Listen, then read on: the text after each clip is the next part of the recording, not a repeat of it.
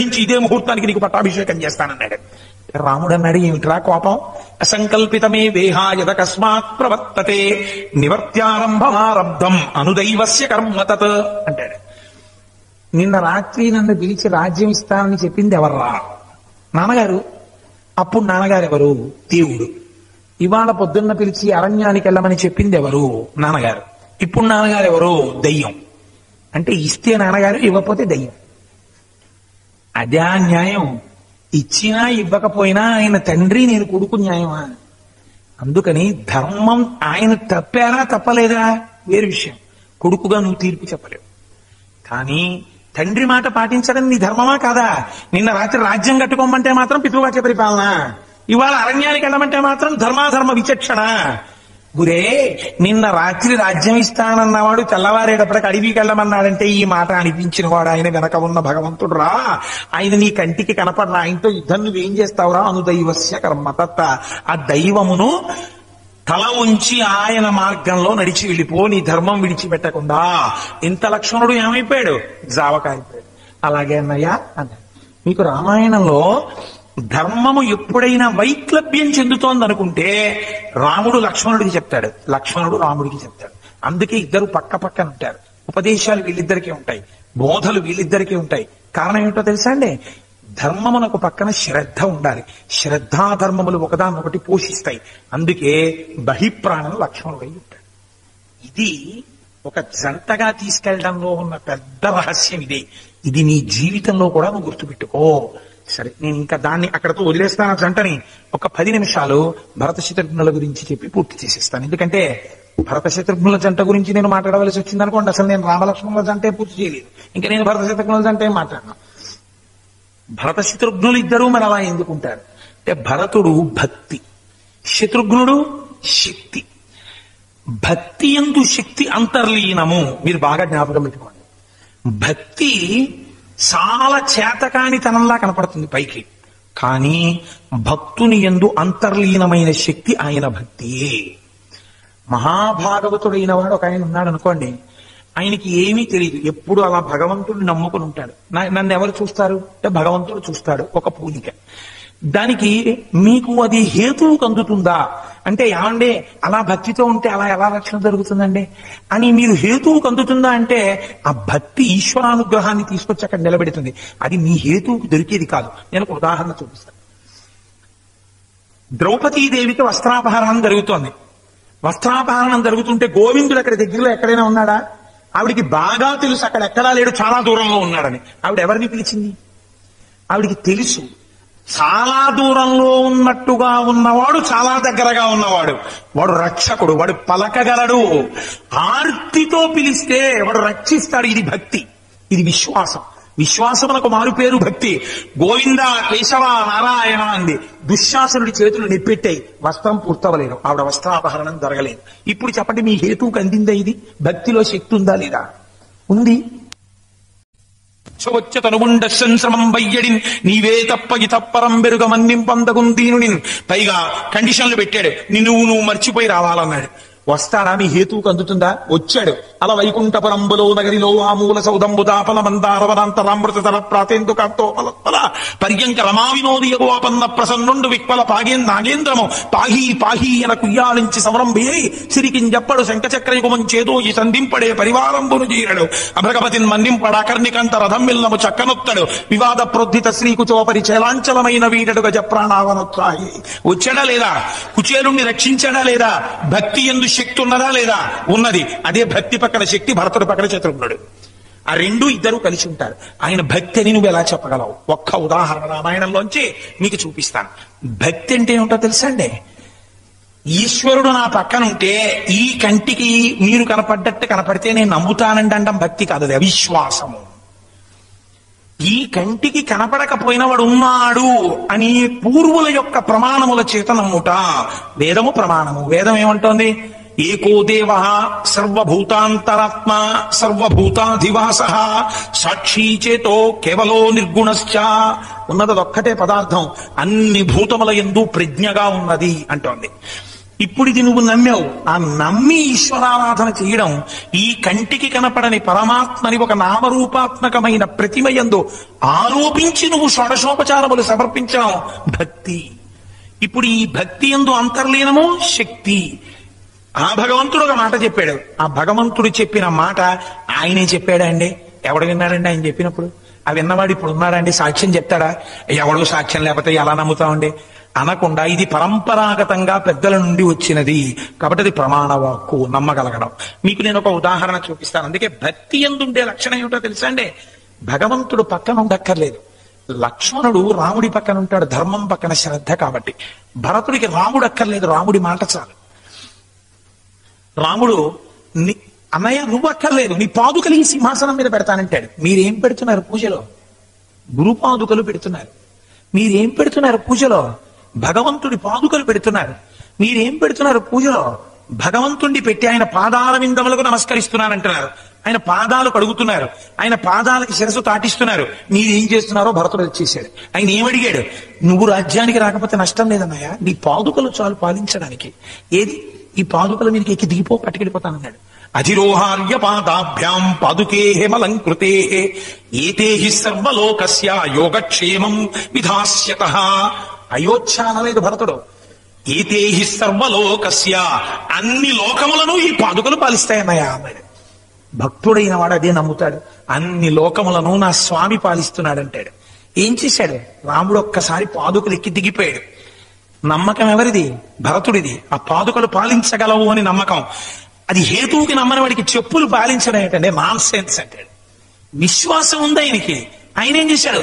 తతశిరసి కృత్వాతో పాదుకే భరతస్తదా ఆరురోహరథం హృష్ట శత్రుఘ్నేన సమన్విత. ఎందుకంటే ఆ మాట అంత ఖచ్చితంగా ఈ మాట ఎందుకేయాలి మహర్షి? శత్రుఘ్నుడితో కలిసి భరతుడు రథం ఎక్కినాడు. మళ్ళీ శత్రుఘ్నుడు వెళ్ళిపోతాడంటే భరతుడు వెళ్ళిపోతాయి. ఆ పాదుకలు భరతుడు తల మీద పెట్టుకుని తీసుకెళ్లిపోయాడు. తీసుకెళ్లి రథంలో పెట్టి తను రథం ఎక్కి కూర్చోలేదు. అమ్మ ఈశ్వరుడు అండి ఆయన. అవి ఈశ్వర పాదుకలు. ఆయనకి ఆ పాదుకలకి తేడా లేదండి. అవి పరిపాలిస్తున్నాయి. అందుకని తల మీద పెట్టుకుని కూర్చున్నాడు రథంలో. అంతే తప్ప ఎందుకంటే రైల్లో కూర్చున్నవాడు లగేజీ తల మీద పెట్టుకున్నట్టు ఆ పాదుకలు పక్కన పెట్టకూడదు ఏంటి? పాదుకలు నేను సమానంగా కూర్చోవడమా? అందుకే ప్రాజ్ఞులైన వారు గురువుతో సమానంగా కూర్చోరు. గురువుగారు తోట కూర్చుని శిష్యుడిని పిలిచి రామయ్య ఇలా కూర్చో అన్నారు అనుకోండి, ఆయనతో సమానంగా మీరు కూర్చుంటే ఇంకా మీరు ఏమిటి గురువుకి గౌరవం ఇచ్చినట్టు? అది పరబ్రహ్మం గురువు అంటే. మీ ఉపాసన బలం అక్కడ తెలిసిపోతుంది. గురువు కన్నా వేరు ఆసనం మీద నా కూర్చోవాలి, లేదా గురువు కూర్చుంటే కింద నా కూర్చోవాలి. అంతేగాని గురువు గారితో సమానంగా గురువు గారి పక్కనే సోఫాలో మీరు కూర్చుంటే ఇంకా గురువు ఉపాసన ఏంటి? అసలు గురువుగారు అని పిలుస్తూ అలా మాట్లాడడం అమర్యాద, ధిక్కారం, అదొక మహాపాపం. అలా చేయకూడదు. కాబట్టి ఏం చేశాడు? శత్రుఘ్నేన సమన్విత. తల మీద పెట్టుకుని వెళ్ళిపోయాడంటే పాదుకా పట్టాభిషేకం. ఇది భక్తికి పట్టాభిషేకం. ఏం చేశాడు? సింహాసనం మీద పాదుకలు పెట్టి నందిగ్రామంలో కూర్చుని 14 ఏళ్లు పరిపాలించేశాడు. తను మహాభక్తుడయ్యాడు రాముడికి. రాముడు చెప్పిన మాట పాటించాడు. ఎక్కడ పాటించాడు అంటే పాదుకలు పెట్టడంలో కాదండి, అగ్ని పుటం పెట్టి చూపించారు మహర్షి. మీకు సంఘటన చాలా చిన్నదిలా కనపడుతుంది, కానీ మహత్తరమైన సంఘటన పెట్టి చూపించాడు రామాయణంలో. అయోధ్యకాండలో రాముడు అరణ్యవాసానికి వెళ్ళిపోయిన తర్వాత భరతుడు వచ్చాడు. పాపం ఆయనకేం తెలియదు, మహానుభావుడికి తెలియక అమ్మ కాళ్ళ మీద పడి ఏడ్చాడు. వచ్చి ఎక్కడా దశరథుడు కనపట్టలేదు. కైకమ్మ మందిరానికి వచ్చి అమ్మ కాళ్ళకి నమస్కారం చేశాడు. చేస్తే ఆయుష్మాన్ భవ అందాడు. అమ్మా, నాన్నగారి పాదాలు ముట్టుకుని నమస్కరించాలని నా మనస్సు ఉవ్విళ్ళూరిపోతోందమ్మా. ఒళ్ళంతా దుమ్ము పట్టి లోపలికొస్తే తన చేత్తో నాన్నగారు ఇలా ఇలా తుడిచి తల పట్టుకుని ముందుకు వంచి నాన్నగారు తల మీద వాసన చూసినప్పుడు నేను పొందిన ఆనందం ఎన్నాళ్ళైందోనమ్మా. దూరమై మేనమామ గారింటికి వెళ్ళాను. పితృవాత్సల్యాన్ని అనుభవించడం అంటే అదండి, తండ్రిని గౌరవించడం. అమ్మ, నాన్నగారు ఎన్ఎస్సి సర్టిఫికెట్లు నా పేరు మీద రాసేసినప్పుడు నేను ఎంత ఆనందం పొందానో అన్నవాడా కొడుకు. నాన్నగారు నా ఒళ్ళు దులిపి తల పట్టుకుని వాసన చూసినప్పుడు నాకు ఎంత ఆనందం కలిగిందో, అలా మళ్ళీ నేను నాన్నగారి కాళ్ళకి దండం పెడితే వృద్ధుడైపోయి ముడతలు పడిపోయిన చేతులతో నా భుజాలు పట్టుకుని పైకెత్తి తల మీద కూర్చోబెట్టుకుని నా తల మా అన్నగారు ఇప్పుడు వాసన చూస్తారా అని అన్ని మందిరాలలో వెతికానమ్మా. నాన్నగారు కనపడలేదు. ఇక్కడ ఉంటారు సాధారణంగా, నీ దగ్గరని పరిగెత్తుకొచ్చాను. నాన్నగారు పడుకునే తల్పం ఖాళీగా ఉంది, పరిచారికులందరూ ముఖాలు వేలాడేసి ఉన్నారు. అమ్మ నాన్నగారు ఎక్కడున్నారమ్మా అని అడిగాడు. ఆవిడంది, యాగతి సర్వభూతానాం తాంగతింతే పితాగత అంది. సర్వభూతములు చిట్ట చివరికి ఎక్కడికి పోతాయో మీ నాన్న అక్కడికి పోయాడు రా. ఆవిడంత క్రౌర్యంతో ఉందప్పుడు. ఈ మాట వినగానే కింద పడిపోయాడండి మహానుభావుడు. కింద పడిపోయి దుర్విశాడు. మహర్షి అన్నారు ఒక చోట, వస్త్రము వదిలిపోయిందన్నారు. అసలు ఒంటి మీద కట్టుకున్న పంచె సరిగ్గా ఉందా లేదా చూసుకోలేదు. ఆ శోక విహ్వలుడైపోయాడు తండ్రి కోసం. ఏడ్చాడు రామచంద్రమూర్తి కూడా తండ్రి కోసం. ఒక కొడుకు ఎలా బతకాలో చూపించింది రామాయణం. కింద పడి దొర్లి ఏడుస్తుంటే ఆవిడంది, ఉత్తిష్టోత్తిష్ట కింశేషే రాజన్ పుత్ర మహాయశ. ఓ రాజా, ఏమిటా ఏడుపు, రాజకుమారా లే. కొరడా పెట్టి కొట్టినట్టు తుళ్ళిపడ్డాడు. నన్ను అలా అంటావేటమ్మా, రాముడేడి లక్ష్మణుడేడి అన్నాడు. మా నాన్నగారు ఆఖరిని ఏమన్నారు, చచ్చిపోతూ అన్నాడు. అంటే హా రామ, హా లక్ష్మణ, హా సీత, మీ ముగ్గురు తిరిగి వస్తుండగా చూసిన వాళ్ళు ధన్యుడు అన్నారు అంది. వాళ్ళెక్కడికి వెళ్ళారమ్మా అన్నారు. నేనే వరం అడిగి పంపించేశాను. నిజంగా తిట్టాడండి భరతుడు. ఎంత మర్యాదగా తిట్టాడో రామాయణంలో. భరతుడంటే నిజంగా అందుకే అలాంటి పేరు పెట్టాడేమో మహానుభావుడైనా అనిపిస్తుంది. రాజ్యాన్ని భరించడం కాదు, అందరికీ రాజ్యాన్ని భరించడం సంతోషం. రాజ్యాన్ని భరించడం జుగుప్సగా, ఛీ మా అన్నగారికి చెందిన దాన్ని నేను ముట్టుకున్నాను అని విరక్తితో, వైరాగ్య భావనతో ఇది మా అన్నగారి మూట, మా అన్నగారికి అప్పచెప్పాలని పాటించాడు. అందుకే భరత అని పేరెట్టాడు. అలా భరించిన వాడు ఎవడున్నాడు రా రాజ్యాన్ని, ఆయనకి చెల్లింది అన్నాడు అంతే వశిష్ఠుడు. పేరు పెట్టాడు. పెడితే మహాత్ములు పెట్టాలి పేర్లు. పెడితే ఆయన అన్నాడు, అమ్మా ఒక్కగానొక్క కొడుకే కౌసల్యకి అరణ్యానికి పంపించేసావే దుర్మార్గురాలా, ఒక్క తప్పు చేయలేదు రాముడు. నీకొక మాట చెప్తాను. ఒకానొకనాడు ఆకాశ మార్గంలో వెళ్ళిపోతున్న సురభి, కొన్ని కోట్ల సంతతి ఉంది దానికి, ఆవులు, దూడలు, ఎద్దులు. ఒకానొక చోట దున్నలేక కష్టపడి నడుస్తున్నటువంటి ఎద్దుని ఒక రైతు అదే పనిగా కొడుతుంటే ఇక నడవలేక అలసటొచ్చి కింద పడిపోయినటువంటి ఎద్దుల జంటని చూసి సురభి ఏడ్చిందమ్మా పైనుంచి. ఆ ఏడుపు యొక్క కంటి నీటి బిందువులు కింద వెళ్ళిపోతున్న ఇంద్రుడి మీద పడ్డాయి. ఆ నీటి చుక్కలు సువాసన వచ్చాయి. ఇంత సువాసనాభరితమైన నీటి చుక్కలు ఎక్కడవని పైకి చూశాడు. కామధేనువు కంటి వెంట నీళ్లు కారుతున్నాయి. ఎందుకు ఏడుస్తున్నావు అని అడిగాడు ఇంద్రుడు. నా సంతతిలో 2 ఎద్దులు దున్నలేక దెబ్బలు తిని ఎలా పడిపోయాయో అని ఏడ్చానంది. కోట్ల దూడలున్న సురభి 2 ఎద్దులు కూలిపోతే ఏడ్చిందమ్మా. ఒక్కగానొక్క కొడుకు ధర్మాత్ముడు అడవులకు పంపించమని వరం అడిగినప్పుడు నీ బుద్ధి గడ్డిదిందా అన్నాడు. ఇంతకన్నా పాపం ఉందా, నిన్ను కట్టి కొడపరా, నేను రాజ్యం ఉంచుకుంటానని ఎలా అనుకున్నావమ్మా, నీ కడుపున పుట్టడం నీ చేసుకున్న పాపం అన్నాడు భరతుడు. ఎంతటి మహాత్ముడండి. క్యారెక్టరైజేషన్ అంటే వాల్మీకి మహర్షికి చెల్లింది. ఈ మాటలు చెప్పి ఏడుస్తూ ఇద్దరు అసహజమైన రచన మహానుభావుడు. ఇంతటి రాజకుమారులు ఎక్కడ కూర్చోవాలి? ఎక్కడో అంతఃపురంలో హాయిగా చంద్రకాంత శిలల మీదో, వేదికల మీదో, మంచి పట్టుపరుపుల మీదో కూర్చోవాలి.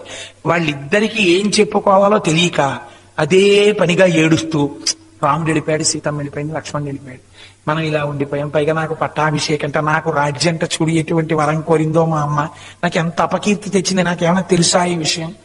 ఇన్ని ఉట్లెట్టుకున్నాడండి కౌసల్య దగ్గర. నా ఒళ్ళు తెలియట్లేదు నాకు అసలు ఇప్పుడు భర్తల గురించి మాట్లాడుతుంటే. కాబట్టి నేను దాన్ని తగ్గించేస్తాను, మనకి టైం అయిపోతుంది కాబట్టి అని అంటాడాయన. ఆ శత్రుఘ్నుడితో మాట్లాడుతుండగా మందర ప్రవేశించింది అక్కడికి. ఆ కైకమ్మకి బాగా సలహాలు చెప్పిందని ఆవిడ గూనికి కూడా ఓ బంగారపు రేకు చేయించింది ఆవిడ. ఆ గూనికి కూడా ఓ బంగారం రేకెట్టుకుని ఒంటి నిండా నగలు పెట్టుకుంటే వాల్మీకి మహర్షి అన్నారు, అనేక తాళ్ల చేత కట్టబడిన కోతి పిల్లలా ఉంది ఆవిడ అన్నారు మహర్షి. ఆవిడ వెళ్ళిపోతోంది కైకేయి మందిరంలోకి. ఆ బయట ఎక్కడో బాల్కనీలో రాజకుమారులు కూర్చుంటారని ఎందుకు అనుకుంటుంది? భరత శత్రుఘ్నులు ఇద్దరిని చూసి ఉలిక్కిపడింది, గబగబా వెళ్ళిపోతోంది. అక్కడున్న సైనికులు అన్నారు, ఈ దుర్మార్గురాలి వల్లే రామలక్ష్మణులు వెళ్ళిపోయారన్నారు. అనగానే శత్రుఘ్నుడికి కోపం వచ్చింది. గభాలను వెళ్ళి ఆ మందర మీద పడ్డాడు. పడి ఇవాళ చూడు నిన్నేం చేస్తానో ధూర్తురాలా అని దాన్ని పట్టుకుని హీట్ చేస్తున్నాడు నేల మీద. ఈడుస్తుంటే దాన్ని గూని కట్టుకున్న గోపురం ఊడి కింద పడిపోయింది, నగలన్నీ ఊడి కింద పడిపోయి ఓ కైకమ్మ కైకమ్మ కైకమ్మ అని ఏడుస్తోంది. ఏడుస్తుంటే శత్రుఘ్నుడు ఈడ్చి తెచ్చి పిడికిటి బిగించాడు, ఒక్క పోటు కొడుద్దామని. భరతుడు అన్నాడు, ఒక్క మాట చెప్పాడంతే, శత్రుఘ్నుడా ఒక్క విషయం ఆలోచించు, ఒక పోటు పొడిస్తే చచ్చిపోతుంది, కానీ నువ్వు ఒక్క విషయాన్ని జ్ఞాపకం తెచ్చుకున్న తర్వాత పొడిచేసి ఏమిటో తెలుసా? ఇమామపి హతాం కుబ్జాం యది రాఘవ ఆజ్ఞయ. ఒకవేళ కాని నువ్వు ఇలా గూని కలిగినటువంటి కుబ్జని పొడిచి చంపేశావనేటటువంటి మాట రామచంద్రమూర్తికి తెలిస్తే ఏమవుతుందో తెలుసా? త్వంచ మత్వచ ధర్మాత్మా నాభిభాషిష్య రాఘవ. నీతో నాతో కూడా రాముడు మాట్లాడడు. ఎందుకు మాట్లాడడు? రాముడికి తెలియదా మందర చెప్తే తనకి రాజ్యం పోయిందని? మందర చెప్తే తనకి రాజ్యం పోయిందని తెలిసిన రాముడు ఇది దైవ ప్రేరణ అని తండ్రి గారి ఎందు గౌరవంతో మందరని వదిలి వెళ్ళిపోయాడు. ఒక మాట అనలేదు. ఒక కుబ్జిని మీరిద్దరూ కలిసి చంపేశారా? ఇది నా మీద భక్తే? ఒక స్త్రీ హత్య చేసి అన్నయ్య నీ మీద భక్తి ఉన్న వాళ్ళమని వచ్చారా అని మనని చూడగానే ఇలా తల తిప్పుకుంటాడు. మనకి రాముడు కావాలా? ఈ దిక్కుమాల దాని చావు కావాలా? వదిలే చిత్తుకున్నాడు. అమ్మో, రాముడికి దూరం అయిపోవడం కన్నా మనకి మందర చస్తే మనకెందుకు, బతికితే మనకెందుకు, రాముడు మనతో మాట్లాడుతుండడమే మనకు కావాలని మందరం అనిపించాడు. భక్తుడైనటువంటి వాడు ఒక పని చేసే ముందు, ఒక మాట మాట్లాడే ముందు, ఈ మాట నేను మాట్లాడవచ్చా, ఈ మాట నా నోటి వెంట రావచ్చా, ఇలా నేను ప్రవర్తించచ్చా, ఇలా నేను ప్రవర్తించి రేపు నేను పంచకట్టుకుని సంధ్యావందనం చేయడానికి పూజా మందిరంలోకి వెడితే సింహాసనంలో ఉన్న నా స్వామి వంక నేను ఏమని చూడను? నిన్న నువ్వు చేసిందేమిటి? పొద్దున్న నా దగ్గరికి వచ్చావా? మళ్ళీ ఏదో పెద్ద భక్తి ఉన్న వాళ్ళ ఓ పంచ కట్టేసి ఓ కండువా వేసుకుంటే నాకు తెలియదు అనుకుంటున్నావా అని సింహాసనంలో ఉన్న స్వామి ఇలా తల తిప్పితే నాకు ఇదే కావలసింది. నన్ను చూడగానే ఏమాయ్ వచ్చావా దా అని నా స్వామి అని ఆయన కాళ్ళు ఇలా పెట్టి నా చేత పూజలందుకుని, ఆయన చేతులిచ్చి నా చేత పూజలందుకుని, నా స్వామి నేను పెట్టింది తిని నన్ను రక్షించే ఈశ్వరుడు నాకు కావాలా అన్న వివేచన మనకి కలిగిందనుకోండి, ఈశ్వరుడు మనకెందుకంటే ఈశ్వరుడు రక్షణ మనకెందుకు, ఇప్పటికి మనకి ఈ పని చేసేయడం సులభం, ఇది చేసేద్దామని మీరు చెయ్యగలరా? మీరు చెయ్యలేరు. ఎప్పుడు చెయ్యలేరు? భక్తి కలిగిన నాడు చెయ్యలేరు. ఆ భక్తి లేకపోతే పూజా మందిరంలో ఉన్నది ఏంటంటే విగ్రహం నేను కొనుక్కు తీసుకొచ్చిందేనో, అదేం దానికే ప్రాణం ఉందా నూరు ఉందా దానికి తెలిసినట్టే, నేను ఇక్కడ తప్పు చేస్తుంటే చూసి వచ్చింది ఏంటంటే అంటే మీరు చేసేయగలరు. అంటే మీకు భక్తి లేదు. భక్తి ఉంటే ఇక్కడుండి రాముడు చూశాడా? కాదు, రాముడికి తెలిసి తీరుతుంది. ఎలా తెలుస్తుంది? అనుకోలేదు భరత శత్రుఘ్నులు. తెలిసి తల తిప్పేసుకుంటే మనం బతకలేం, మనకు వద్దన్నారు. ఇది భక్తి. అందుకే భరతుడు ఒక మాట అంటాడు, యావన్న రామం ద్రక్ష్యామి లక్ష్మణం వా మహాబలం వైదేహీం వా మహాభాగాం నమే శాంతిర్భవిష్యతి యావన్న చరణౌ భ్రాతుః పార్థివ్యం జనాన్వితౌ శిరసా ధారయిష్యామి నమే శాంతిర్భవిష్యతి. నాకు ఎన్నడు శాంతి కలుగుతుందో తెలుసా? ఏనాడు ఆ సీతారాములను లక్ష్మణుణ్ణి చూస్తానో ఆనాడు నా మనస్సుకి శాంతి. ఏనాడు రామచంద్రమూర్తి యొక్క పాదములు నా తల మీద పెట్టుకుంటానో ఆనాడు నా మనస్సుకి శాంతి. అది లేని నాడు నాకు ఈ సింహాసనం అక్కర్లేదు, నాకు శాంతి లేదన్నాడు. భక్తుడైన వాడు కోరుకునేది ఎప్పుడు భగవత్ సాన్నిధ్యాన్ని, భగవత్వాక్యాన్ని ఆచరించడాన్ని కోరుకుంటాడు. ఆ భక్తుడికి పక్కన శక్తి అంతర్లీనంగా ఎప్పుడూ ఉంటుంది. అందుకే భరతుడు పక్కన శత్రుఘ్నుడు ఉంటాడు. అవి భక్తి శక్తులు, ఇవి ధర్మశ్రద్ధలు. అందుకని నలుగురు అన్నదమ్ముల్ని రెండుగా విడగొట్టి చూపించారు. నేను ఒక్కరోజు ప్రసంగం చేశాను, ఇలా మీరు రామాయణాన్ని చదవండి. చదివితే మీకు ఎన్ని రహస్యాలు ద్యోతకం అవుతాయో, ఎన్ని విషయాలు మీ జీవితాన్ని ఉద్ధరించుకోవడానికి అందులోంచి మంటలోంచి నిప్పురవ్వలు లేచినట్టు లేస్తాయి. లేస్తే అప్పుడు రామాయణం ఓ కొత్త కోణాన్ని తొలుగుతుంది. రామాయణం మీరు జాగ్రత్తగా గమనిస్తే అంతర్లీనంగా మీకు రామాయణంలో ఒక విషయం ద్యోతకం అవుతుంది. రామాయణంలో వాక్కుకి చాలా గొప్ప స్థానం.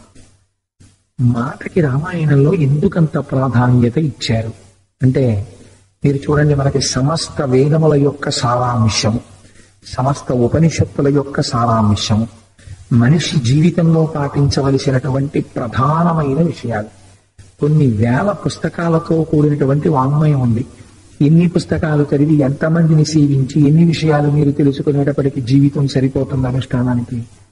కాబట్టి సమస్త శాస్త్రముల యొక్క సారాంశము మనిషికి చెప్పవలసి వస్తే ఏం చెప్పాలి అంటే, మన ఋషులు దాన్ని అందంగా తీర్చిదిద్దారు.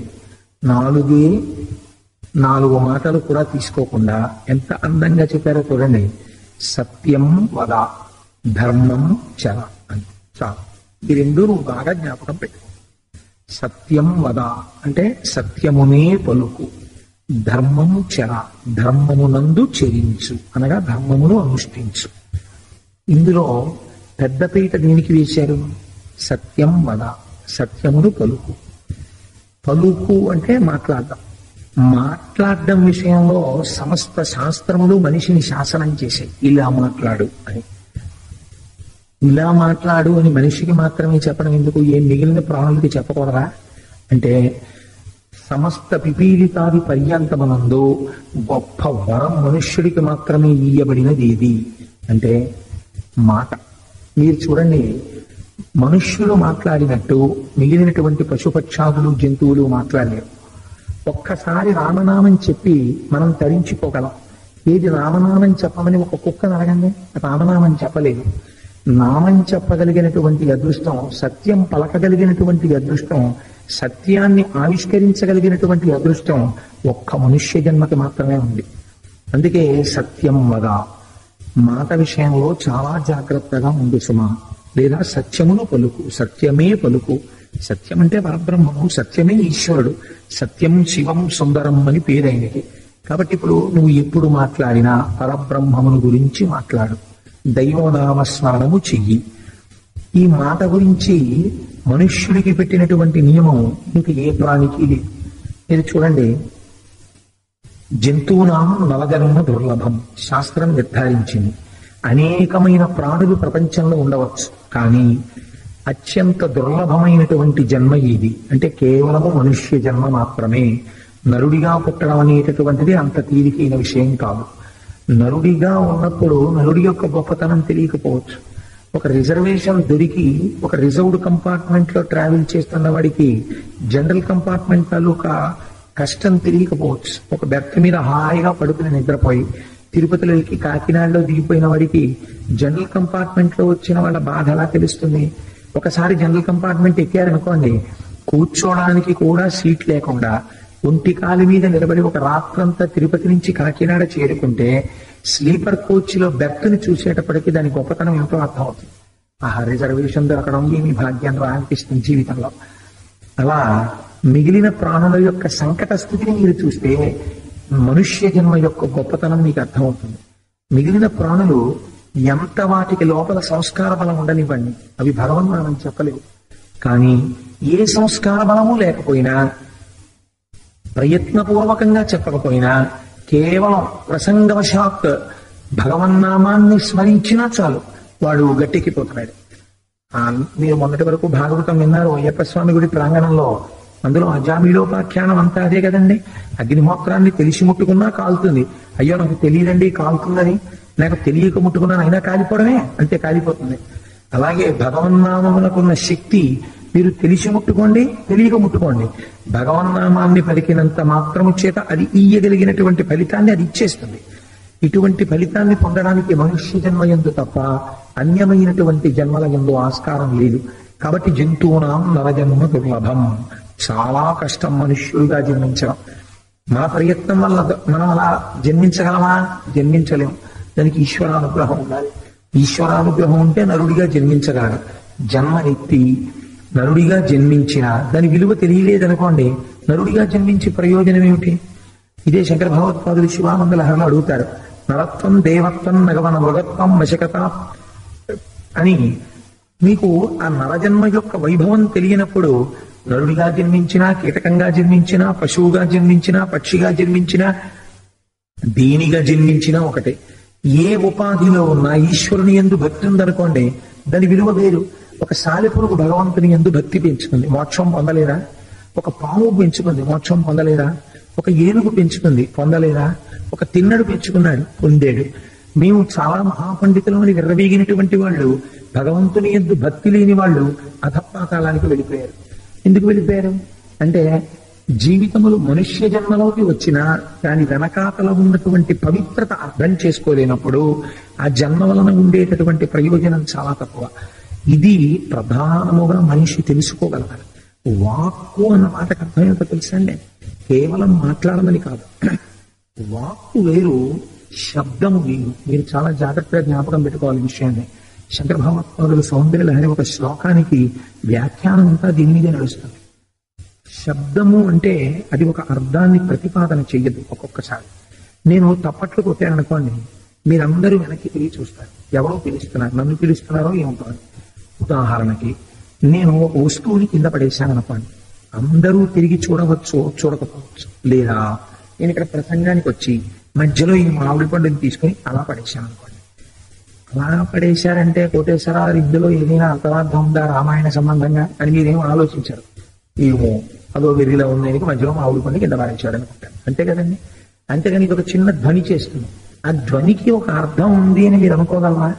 అన్ని వేళలా శబ్దాలకు అర్థాలు ఉండవు. రాత్రి పడుకోపోయే ముందు ఫ్యాన్ ఇంకా బాగా తగులుతుందని మనసాన్ని జరుపుతాడు, అది కిర్రుమనో కీచుమనో ఉంటుంది. దానివల్ల నాకు ఒక గొప్ప విషయం బోధకం అయింది అంటారు ఎవరైనా. శబ్దమునకు అర్థం ఉండదు, కానీ వాక్కునకు అర్థం ఉంటుంది. అర్థము లేని వాక్కు ప్రపంచంలో ఉండకూడదు, అది వెర్రి. అర్థవంతమైనటువంటి వాక్కు ఉంటుంది. అలా వాక్కు పలకగలిగినటువంటి శక్తి ఎవరికి ఉంటుంది? ఒక్క మనుష్యుడికి ఉంటుంది. అర్థముతో కూడినటువంటి వాక్కుని ఇతర ప్రాణులు పలకవు, మనుష్యుడు ఒక్కడే పలుకుతాడు.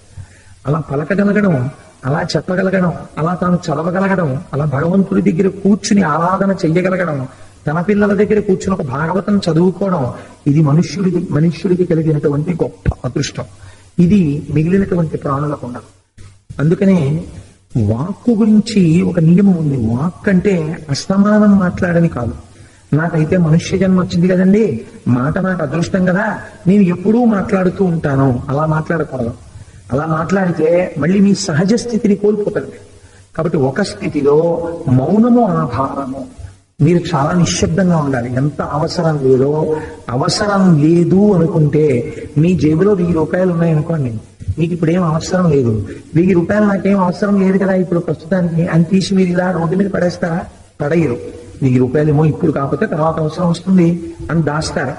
వాక్కు కూడా అంతే. వాక్కు ఎలా పడితే అలా, దేనికి పడితే దానికి వాడడానికి శాస్త్రమునందు నిషిద్ధము, మాట్లాడకూడదు. కానీ మనుష్య జన్మ ఎలా దానికి ఎందుకు పాడైపోతుందో తెలుసండి? వాక్కు వల్లే పాడైపోతుంది. కారణం ఏమిటంటే మనకి తోచకపోతే తేరగా దొరికేది ఏమిటంటే మాటలే. ఏవి తోచట్లేదంటే ఇంకోటి దగ్గర కడతాడు, ఆయన ఏదో పుస్తకం చదువుకుంటూ ఉంటాడు, బాగుండదు మరి ఈయన వచ్చాడు వెళ్ళి కూర్చోవాలి, ఇంకా మొదలెడతాడు సోది. అక్కర్లేని విషయాలన్నీ మాట్లాడతాడు.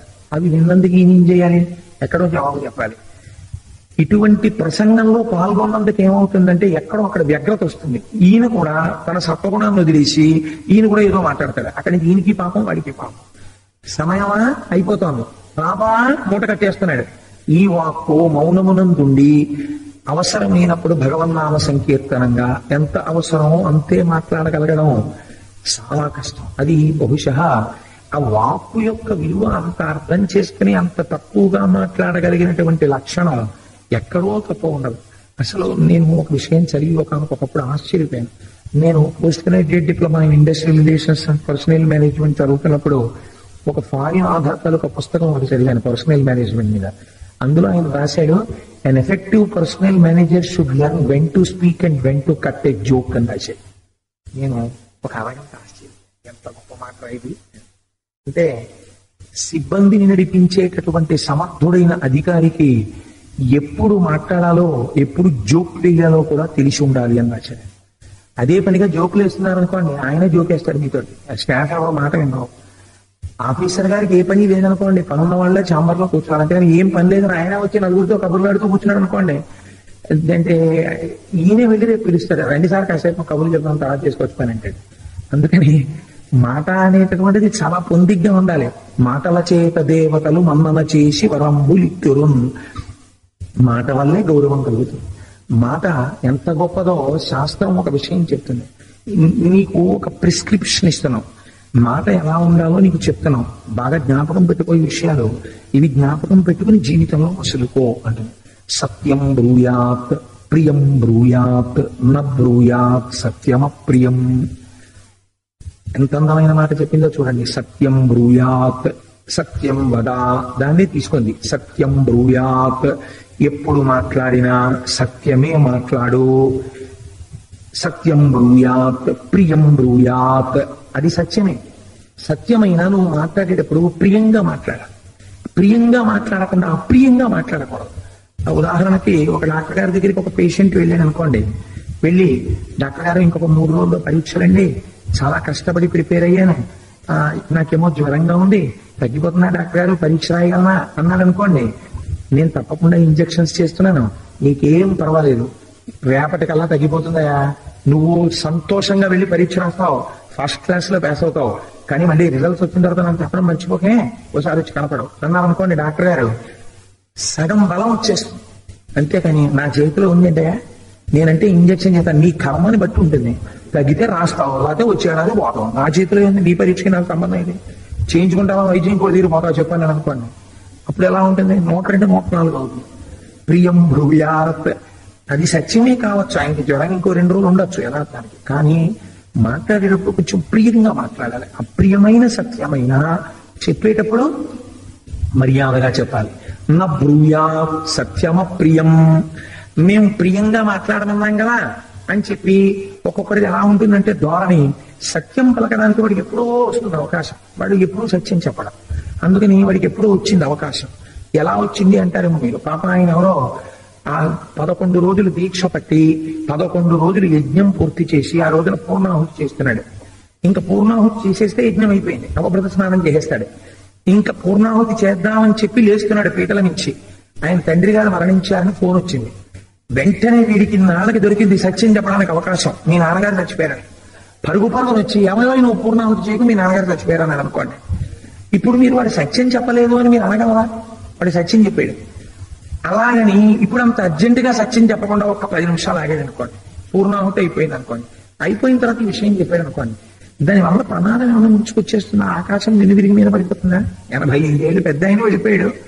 నా బ్రూయాత్ సత్యమ ప్రియం. సత్యం బ్రూయాత్ ప్రియం బ్రూయాత్. ప్రియంగా చెప్పడం నేర్చుకో, సమయాసమయములను ఆలోచించి మాట్లాడు. అలాగని మేము ప్రియంగా మాట్లాడమన్నారు కదండి మీరు, అందుకని వాడు ఫెయిల్ అయిపోయినా పాస్ అయిపోయాడని చెప్తాను. అలాగా కొనదు. శాస్త్రం ఎంత తర్కం చేసిందో చూడండి. వీడిని మేము ఇలా మాట్లాడమంటే వాళ్ళు అలా మాట్లాడతారేమో అని. నా బ్రూయాత్ సత్యమ ప్రియం. నువ్వు మేము ప్రియంగా మాట్లాడమన్నావని నువ్వు మళ్ళీ సత్యాన్ని అప్రియంగా ఎప్పుడూ మాట్లాడకు. అలాగే నానృతం బ్రూయాత్ ప్రియంచనానృతం బ్రూయాత్. వాడికి ప్రియంగా ఉంటుందని అబద్ధాలు చెప్పకు. నీ జీవితాన్ని ఈ 4 వాక్యాల మధ్యలోకి కట్టడి చేసుకో. ఒక మాట మాట్లాడే ముందు జ్ఞాపకం చేసుకుంటాం. సత్యం బ్రూయాత్ ప్రియం బ్రూయాత్ అందులో పడుతోంది వాక్యం, చూసుకుని మాట్లాడుతాం. లేకపోతే వృధా అయిపోతుంది. కొంత ఎక్సర్సైజ్ మొదలు పెడితే ఈనాటికి కాకపోతే ఒకనాటికి ఒక స్థితికి చేరగలవు, లేకపోతే వాక్కు పాడవుతుంది. అందుకే వాక్కు గురించి ఒక అద్భుతమైనటువంటి మాట చెప్పేస్తారు. దాంతో చెప్పి నేను రామాయణంలోకి వస్తాను. వాక్కు యొక్క వైభవానికి మీరు చూడండి. జిహ్వాగ్రే వర్తతే లక్ష్మీ. అసలు లక్ష్మీదేవి ఎక్కడ ఉంటుంది అని అడిగారు. లక్ష్మీదేవికి స్థానాలు ఏదో 5 స్థానాలు చెప్తారు. మారేడు దళంలో ఉంటుంది, ఆవు యొక్క పృష్ఠభాగమునందు ఉంటుంది, అలాగే స్త్రీ యొక్క పాపట ఎందుంటుంది, అంటే పెళ్ళైపోయిన ఆడవారి యొక్క పాపటకి ప్రారంభ భాగమునందు లక్ష్మీ స్థానం ఉంటుంది, పద్మమునుంటుంది, పద్మమునందు ఉంటుంది, ఏనుగు యొక్క కుంభస్థలమునందు ఉంటుంది. ఈ 5 లక్ష్మీ స్థానాలు. ఈ 5 కాదయా, అసలు లక్ష్మీ స్థానం ఏమిటో తెలుసా? నీ నాలుక చివర లక్ష్మీదేవి ఉంటుంది. ఒక్కొక్కరు చూడండి, మీరు మీకు ఆశ్చర్యకరంగా ఉంటుంది. ఏమంటే ఎందుకు మీరు ఇలా ఉన్నారు అని అడిగారు అనుకోండి. పూర్వం మొదట్లో నేను చాలా గవర్నమెంట్ ఉద్యోగం చేసేవాడిని అండి. నాకు 10th క్లాస్ పాస్ అవగానే అదృష్టవశాత్తు రైల్వేస్ లో మంచి ఉద్యోగం వచ్చింది. ఆ రోజుల్లోనే నాకు 750 రూపాయలు ఇచ్చేవారండి అంటాడు. మరి అదేంటంటే ఎందుకు ఇలా చేసుకుంటున్నారు, ఇంత కష్టాల్లో ఉన్నారు ఎందుకు అన్నారు అనుకోండి. ఆఫీసర్ గారు తగు పదాన్ని తీసిచ్చారండి. అంటే ఎక్కడుంది లక్ష్మి? ఇక్కడుంది. జిహ్వాగ్రే వర్తతే లక్ష్మీ. వాడి ఐశ్వర్య భ్రష్టత్వం ఎక్కడి నుంచి వచ్చిందంటే ఆ 4 చివరి నుంచే వచ్చి వాడు పాడైపోతాడు. నేను పేరు చెప్పకూడదు కానీ బాగుండదు చెప్తే. నాకు తెలుసు కాకినాడ పట్టణంలోనే ఒకరు, ఎప్పుడైనా ఆంతరంగికంగా చెప్పగలను కానీ సభాముఖంగా చెప్పలేను. ఆయన ఒకసారి ఏమైందంటే మిత్రులందరూ కూర్చుని ఉండగా మిత్రుణ్ణి ఆదుకోవడం అంటే షూరిటీ సంతకం పెట్టడమే అని వాదన చేశాడు. ఆ వాదన చేస్తున్నంతసేపు ఉన్నాడు ఒక ఆయన. మరునాడు సాయంకాలం ఆ మిత్రులతో ఉండగా, నేను వ్యాపారం మొదలెడుతున్నాను, నా సంగతి మీకు తెలుసు కదండి, ఒక్క షూరిటీ సంతకం పెట్టండి అని వచ్చాడు. నేను అదంతా వాదించాడు, షూరిటీ సంతకాలు పెట్టాలని. ఎందుకు వచ్చిన షూరిటీ సంతకాలయా అని అవతల ఆయన వాదించాడు. అలా షూరిటీ సంతకం పెట్టకపోతే నువ్వు ఇంకోని ఉద్ధరించలేడు, మిత్రత్వం ఏంటి అని ఈయన వాదించాడు. ఈ మొహమాటానికి సంతకం పెట్టాడు. ఈ సంతకం పెట్టిన ఆయన ఐపీ పిటిషన్ పెట్టాడు. ఈయన ఐశ్వర్యం అంతా అప్పించిన వాళ్ళు అట్టుకుపోయారు. ఈయనకి గుండెపోటు వచ్చి చచ్చిపోయాడు. పిల్లలు రోడ్డు మీద పడిపోయాడు. ఈయన ఐశ్వర్యం అంతా. ఇప్పుడు చెప్పండి, జిహ్వాగ్రే వర్తతే లక్ష్మీ కాదని మీరు అనగలవా? జిహ్వాగ్రే వర్తతే లక్ష్మీ జిహ్వాగ్రే మిత్రబాంధవా. మిత్రులు బంధువులు ఎక్కడుంటారో తెలుసా అండి? ఇక్కడ ఉంటారు. మీరు ఒక్కొక్కరిని చూడండి, 80 ఏళ్ళు వచ్చేస్తాయి. ఆయన మాట్లాడతాడేమో అని మీరు భయపడాల్సి ఉంటుంది. అయ్యో ఈయన కనపడ్డాడు, పొద్దున్నే ఏమన్నా మాట్లాడతాడేమో అని. ఎందుకనంటే అసలు మాట్లాడాడో అమంగళకరంగా మాట్లాడతాడు. ఏం మీరు హాస్పిటల్లో ఉన్నారన్నారు అంటాడు కనపడగానే. అయ్యబాబోయ్ నేను ఎక్కడ ఉన్నానండి హాస్పిటల్లో? మీరు కాదు కోటేశ్వరరావు గారు, కామేశ్వరరావు అంటాడు. ఇప్పుడు కనపడగానే పోనీ నాకు కులాసాయా అండి మీరు అని అడగచ్చు. అలా అండవు, మీరు హాస్పిటల్లో ఉన్నారండి. నేను కొంతమందిని చూశానండి, నేను ఆశ్చర్యపోయాను. అసలు ఆ మాట తీరికి నేను పేర్లు దాచుకోవడానికి కష్టపడుతుంటాను, గబుక్కున పేరు బయటకు వచ్చేస్తుందేమో అని. బాగున్నదు సభాముఖంగానే. అదేంటి ఏమండి మన ఇద్దరం మీరు పెద్దాపురంలో ఉన్నప్పుడు ఫలానా ఆయన ఉండేవాడు కదా, ఆయన కులాసాగా ఉన్నారా అని అడగడు. ఆయన ఇంకా బతికే ఉన్నాడండి అంటారు. ఆయన ఇంకా బతికే ఉన్నాడా అంటే ఆయన కులాసాగా ఉన్నారా అడగలేదు. అలా అడగడు, ఆయన బతికే ఉన్నారా అని అడుగుతాడు. అంటే వ్యగ్రత మాట ఎందు. కొన్ని మాటలు నోటి నుంచి రాకూడదు, చాలా జాగ్రత్తగా ఉన్నాడు. ఒక్కొక్క కాలమునందు, ఒక్కొక్క క్షణమునందు, ఒక్కొక్క సమయమునందు నోటి నుంచి ఒక మాట వచ్చిందనుకోండి, అది ఏదో గంటకాలం అనుకోండి, తథాస్తు అనబడింది అనుకోండి, అది జరుగుతుంది. అమంగళకరమైన మాట నోటి వెంట పలుకరాదు. కనుకనే పూర్వం మన పెద్దవాళ్ళు తథాస్తు దేవతలు ఉంటారు, ఏమిట్రా మాట్లాడేవారు. కాబట్టి మీరు ఎంత స్నేహితుడు కానివ్వండి, మీరు అమంగళకరమైన మాటలు మాట్లాడుతున్నారు అనుకోండి, ఆయన దూరంగా ఉంటాడు. చాలా తప్పు మాట మాట్లాడారండి, అలా వెళ్ళగలని దగ్గరికి అంటారు. అది మీ దగ్గర ఒక 1000 రూపాయలు తీసుకున్నా ఏమనుకోరు. మీ మనస్సుకి బాధ దేని వల్ల కలుగుతుందంటే మాట వల్ల కలుగుతుంది. దానివల్ల ఏమైపోతుందంటే స్నేహం పోతుంది. జిహ్వాగ్రే మిత్రబాంధవా జిహ్వాగ్రే బంధనం ప్రాప్తి. నాలుక చివర మాట వల్ల ఒక్కొక్కసారి ఖైదులో పడిపోతాడు, జైల్లో వెళ్ళి పడతాడు. ఇవన్నీ నేను ఉదాహరణలు చెప్పను, కొంచెం భయపెడతాయి. అలాగే ఒక్కొక్కసారి ఎంత దారుణంగా ఉంటుందంటే జిహ్వాగ్రమునందే మృత్యువు కూడా ఉంటుంది. నాలుక చివరి నుంచి మాట్లాడకూడనటువంటి మాట మాట్లాడి మృత్యువుని కొని తెచ్చుకుంటాడు. కాబట్టి మాట విషయంలో చాలా జాగ్రత్తగా ఉండు. ఆపదలందు ధైర్యగుణ మంచిత సంపదలందు దాల్మియం అని భూపసభాంతరాలమున పుష్కల వాక్చతురత్వము ఆజి బాహాపటు శక్తియున్ విజయంతు వాంఛా పరివృద్ధియం ప్రకృతి సిద్ధగుణంబులు సజ్జనాళికిన్ అంటాడు భద్రాయ్ సుభాషితాల్లో. ఒక మాట మీకు చరిత్రని మారుస్తుంది, బాగా జ్ఞాపకం పెట్టుకోండి. మాట వైభవాన్ని అందుకే రామాయణం అంత గొప్పగా చూపించింది. రామాయణానికి ఆధారం వాక్యే. మీకు నేను ఒక్క ఉదాహరణ చెప్పి నేను ఉపన్యాసంలోకి వెళ్ళిపోతాను. ఎందుకంటే వాక్కు యొక్క వైభవం చెప్పకుండా నేను రామాయణంలో వాక్కు వైభవం చెప్తే అది అంతగా మీ యందు నిలబడకపోవచ్చు. నేను మీకు ఒక్క ఉదాహరణ చెప్తాను. ఇవాళ మనకి అటువంటి మహాపురుషులు చేసినటువంటి సాధితముల గురించి, వాళ్ళ విజయములను గూర్చి, వాళ్ళ నడువడి గూర్చి మన పిల్లలకి మనం చెప్పాం. ఒకరో ఇద్దరో వాళ్ళే ఈ దేశాన్ని తీర్చిదిద్దిన వాళ్ళల్లా వాళ్ళ గురించే చెప్పడం సంప్రదాయం అయింది ఈ దేశానికి. ప్రయత్నపూర్వకంగా సమాజంలో పెద్దలు ఆర్యరావు గారు లాంటి వారు పూనుకుని విద్యార్థి లోకానికి అటువంటి మేలు చేయకపోతే ప్రమాదము పొంచి ఉన్నది. ఈ దేశానికి స్వాతంత్రం వచ్చినప్పుడు 555 స్వదేశీ సంస్థానములు ఉన్నాయి. విభజించి పాలించు అన్నది బ్రిటిష్ వాళ్ళ సిద్ధాంతం. భారతదేశం ఇప్పుడు మీరు చూసిన మ్యాప్ కాదు, independent India. By the time Britishers declared freedom to India, it was a splintered group. 555 స్వదేశీ సంస్థానాలు ఉన్నాయి. వాటిని వేటిని మీరు ఇండియన్ యూనియన్ గా చూపించడానికి వీల్లేదు. అటువంటి సమయంలో భారతదేశానికి హోమ్ మినిస్టర్ గా ఉన్న సర్దార్ వల్లభాయ్ పటేల్ ఒకే ఒక ప్రసంగం చేశారు. ఇవాళ మీరు చెప్పండి, గుండెల మీద చేసుకుని ఎన్ని చోట్ల సర్దార్ వల్లభాయ్ ఆ రోజు చేసినటువంటి ప్రసంగ పాఠం ఇవాళ అవైలబుల్ గా ఉంది దేశంలో. ఎంతమంది విద్యార్థులకు ఇవాళ అసలు ఆ ప్రసంగ పాఠం తెలుసా? ఆనాడు పటేల్ గారు చేసిన ప్రసంగం మీకు తెలుసా? పటేల్ గారు చేసిన ఒకే ఒక ప్రసంగానికి 500 పైచిలకు స్వదేశీ సంస్థానాల అధిపతులు తమ తమ రాజ్యాల్ని భారతదేశానికి ఇచ్చేసి కలిపేశారు. అందులోకి తమ నవాబిత్వాన్ని వదిలిపెట్టేసి 2-3 వదిలితే పోలీస్ యాక్షన్ తో కలిపాడు మహానుభావుడు. లేకపోతే ఇవాళ ఇండియన్ యూనియన్ కి మీరు చూసిన మ్యాప్ లేదు. That is the credit of a వాక్కు. ఒక ఉపన్యాసానికి ఆ శక్తి ఉంది. మీరు కాదనండి, రామాయణం వాల్మీకి వెర్రివారి రాశారా? మీకు వివేకానందుడు ఎక్కడి నుంచి వచ్చాడో తెలుసా అండి? మీరు ఎప్పుడైనా వివేకానందుడు బయోగ్రఫీ జరిగితే ఎర్రసిరాతో అండర్లైన్ చేసుకోవలసిన విషయం ఒకటి మీకు కనపడుతుంది వివేకానందుడి జీవితంలో. వివేకానందుడు ఒకసారి దుర్గామాత దేవాలయానికి వెళ్ళి వస్తున్నారు. వస్తున్నప్పుడు చెట్ల మీద కోతులు కొండముచ్చులు ఆయన వెంటపడ్డాయి. వెంటపడితే ఆయన గంగానదీ తీరంలో భయపడి పారిపోతున్నారు. పారిపోతున్నప్పుడు ఆయన వెంట కోతులు మరింత వ్యగ్రతతో వెంటపడ్డాయి.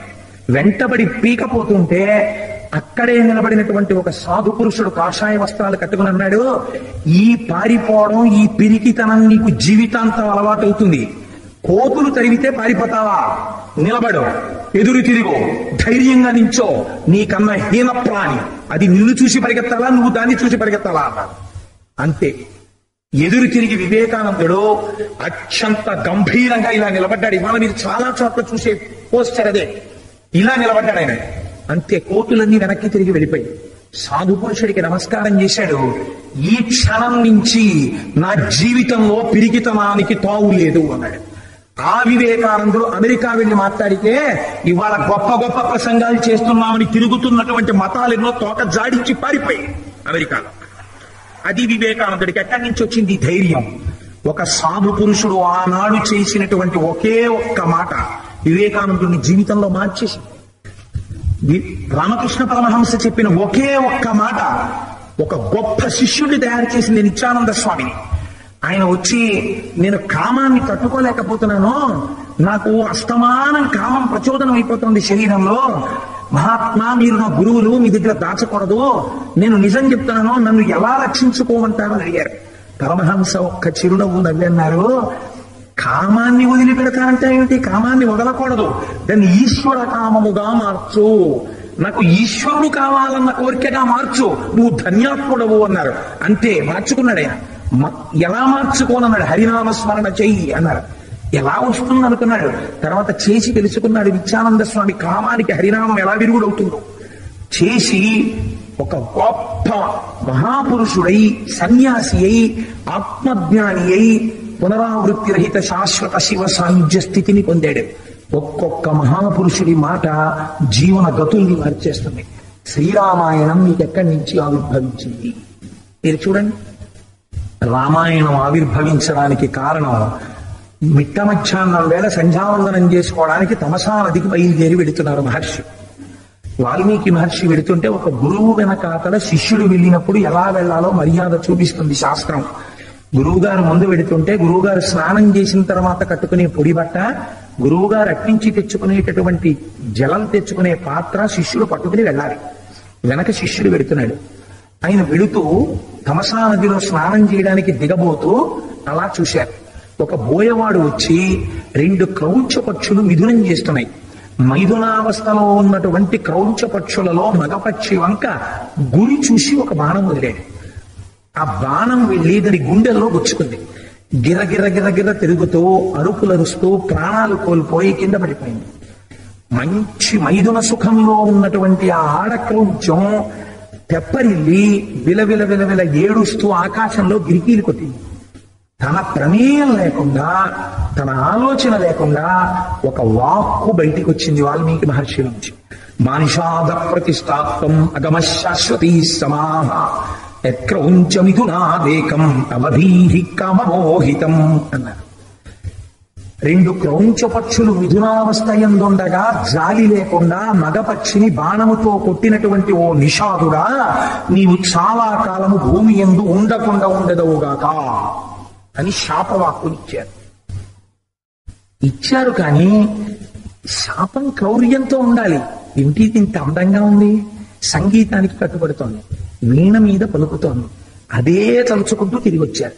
మానిషాధ ప్రతిష్టాత్వం అగమ శాశ్వతీ సమా యక్రౌంచమిథునాదేకం అవధీహి కామమోహితం. చాలా అందంగా ఉంది ఈ శ్లోకం. యథాలాపంగా నా కోపంలోంచి బయటకు వచ్చిన శాపవాక్కుకి ఇంత మాధుర్యం ఎక్కడి నుంచి వచ్చింది అని ఆలోచించాడు. అప్పుడు నారదుడు వచ్చాడు. వచ్చి నువ్వు చెప్పినటువంటిది కేవలము శాపం కాదు, అందులో అంతర్లీనంగా రామాయణ మహాకావ్యం ఉన్నది. కామము చేత కళ్ళు మూసుకుపోయి కామసుఖం అనుభవించడమే జీవితంలో ప్రధాన ప్రయోజనంగా ఉన్నటువంటి ఒక క్రౌంచ పక్షి తన భార్య అయిన ఆడపక్షితో ఉండగా వంకర టింకరల నడక కలిగినటువంటి ఆ మగ క్రౌంచాన్ని బాణంతో కొట్టిన ఓ శ్రీనివాసుడా నీ కీర్తి శాశ్వతమగుగాక అని వేరర్థం వచ్చింది అందులోంచి.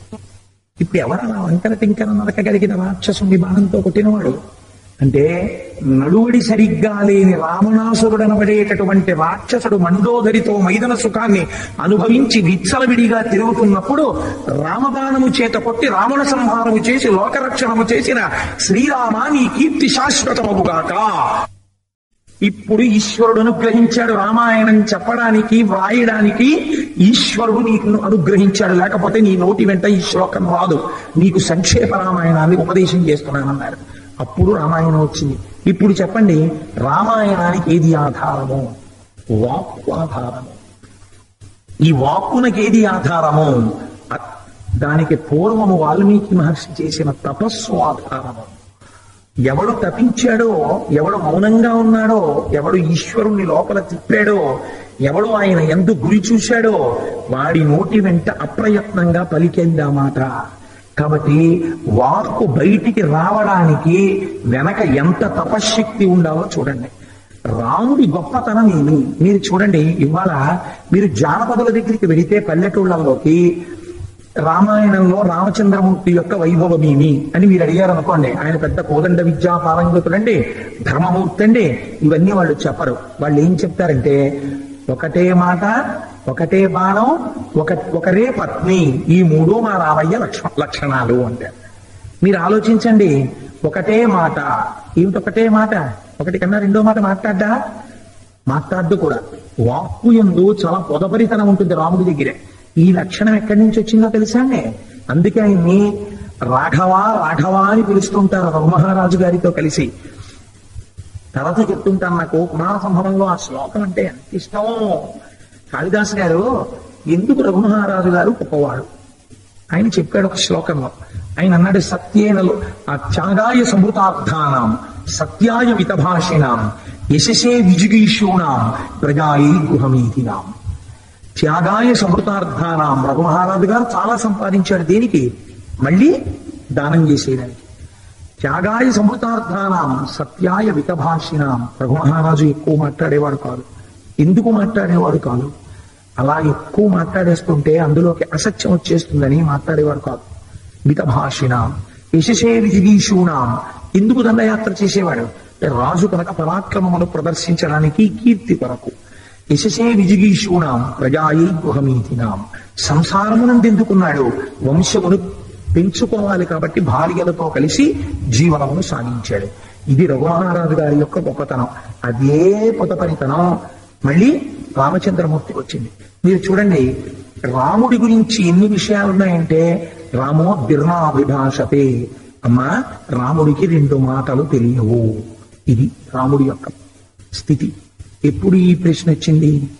కైకమ్మ దగ్గరికి వెళ్ళి, అమ్మ నేను వెళ్ళిపోతానమ్మా అరణ్యవాసానికి, నాన్నగారు ఎందుకమ్మా నాతో మాట్లాడటం లేదన్నాడు. నువ్వు నాకు ఆయన ఇచ్చిన వరాల్ని నిలబెట్టవో అని మీ నాన్న బెంగబెట్టుకుని ఉన్నాడు. తనిచ్చిన మాట నిజమవ్వాలంటే నువ్వు వెళ్ళిపోవాలి. నువ్వు అరణ్యానికి వెళ్ళిపోతే తప్ప స్నానం చెయ్యట, ముద్ద ముట్టట. అందుకుని అలా కూర్చున్నాడు మీ నాన్న. అబద్ధం. ఆయన అందుకు కాదు ఏడుస్తున్నది, రాముడు వెళ్ళిపోతున్నాడని ఏడుస్తున్నాడు. అప్పుడు రాముడు అన్నాడు, అమ్మా నేను ఇతపూర్వమే చెప్పాను వెళ్ళిపోతానని. వరం ఎందుకమ్మా దీనికి? నువ్వు ఇతపూర్వం నన్ను భరతుడిని వేరుగా చూడలేదుగా. నన్ను పిలిచి రామా భరతుడికి రాజ్యం ఇయ్యి అని అడిగితే నేను ఇచ్చి వెళ్ళిపోనమ్మా, దీనికి వరం అడిగావా? అక్కర్లేదు తల్లి, నేను ఒకసారి మాటిస్తే మళ్ళీ అలా వెళ్ళి మనసు మార్చుకుని వస్తాను అనుకుంటున్నావా? రామో దిర్నాభిభాషతే. రాముడికి రెండు మాటలు మాట్లాడటం తెలియదు. ఇంత మితభాషి రాముడు కదా, ఎక్కువ మాట్లాడు కదా, కాబట్టి అలా మొహం ముడుచు కూర్చుని ఉంటాడా? పూర్వభాషీచ రాఘవ. ఎంత చిత్రమవుతుంది. ఎవరైనా పెద్దలు కనపడ్డారనుకోండి, ఆ పెద్దలైనటువంటి వారు తన దగ్గరికి వచ్చి రామా కుశలమా అని అడిగారు అనుకోండి, తన వల్ల పెద్ద తప్పు జరిగిపోయినట్టుగా ఎంతో బాధపడిపోతాట. అయ్యో వారు పెద్దలు వారు నా దగ్గరికి వచ్చి ఏమండి బాగున్నారా అని అడిగారు, ఎంత దోషం ఎంత దోషం. నేను వెళ్ళి అడగాలి కదా వారిని. నేను వెళ్ళి అయ్యా కులసాయా క్షేమమా, మీ వేదం బాగా జరుగుతోందా, అమ్మాయిని జరుగుతోందా, శిష్యులు కులాసాగా ఉన్నారా అని అడగద్దా? నేను అడగలేదు అని తనే ముందు పలకరిస్తాట. పూర్వభాషీచ రాఘవ. ఎంత గొప్ప సంప్రదాయం అండి రామచంద్రమూర్తిది. అలాగని ఎక్కడైనా సత్యం తప్పుతారని మీరు అనుకుంటున్నారేమో. ఆయన మాట గొప్పతనం ఏమిటో తెలుసా? ఆయన గురించి అడిగిన 16 గుణాల్లో ఇదొక గుణం.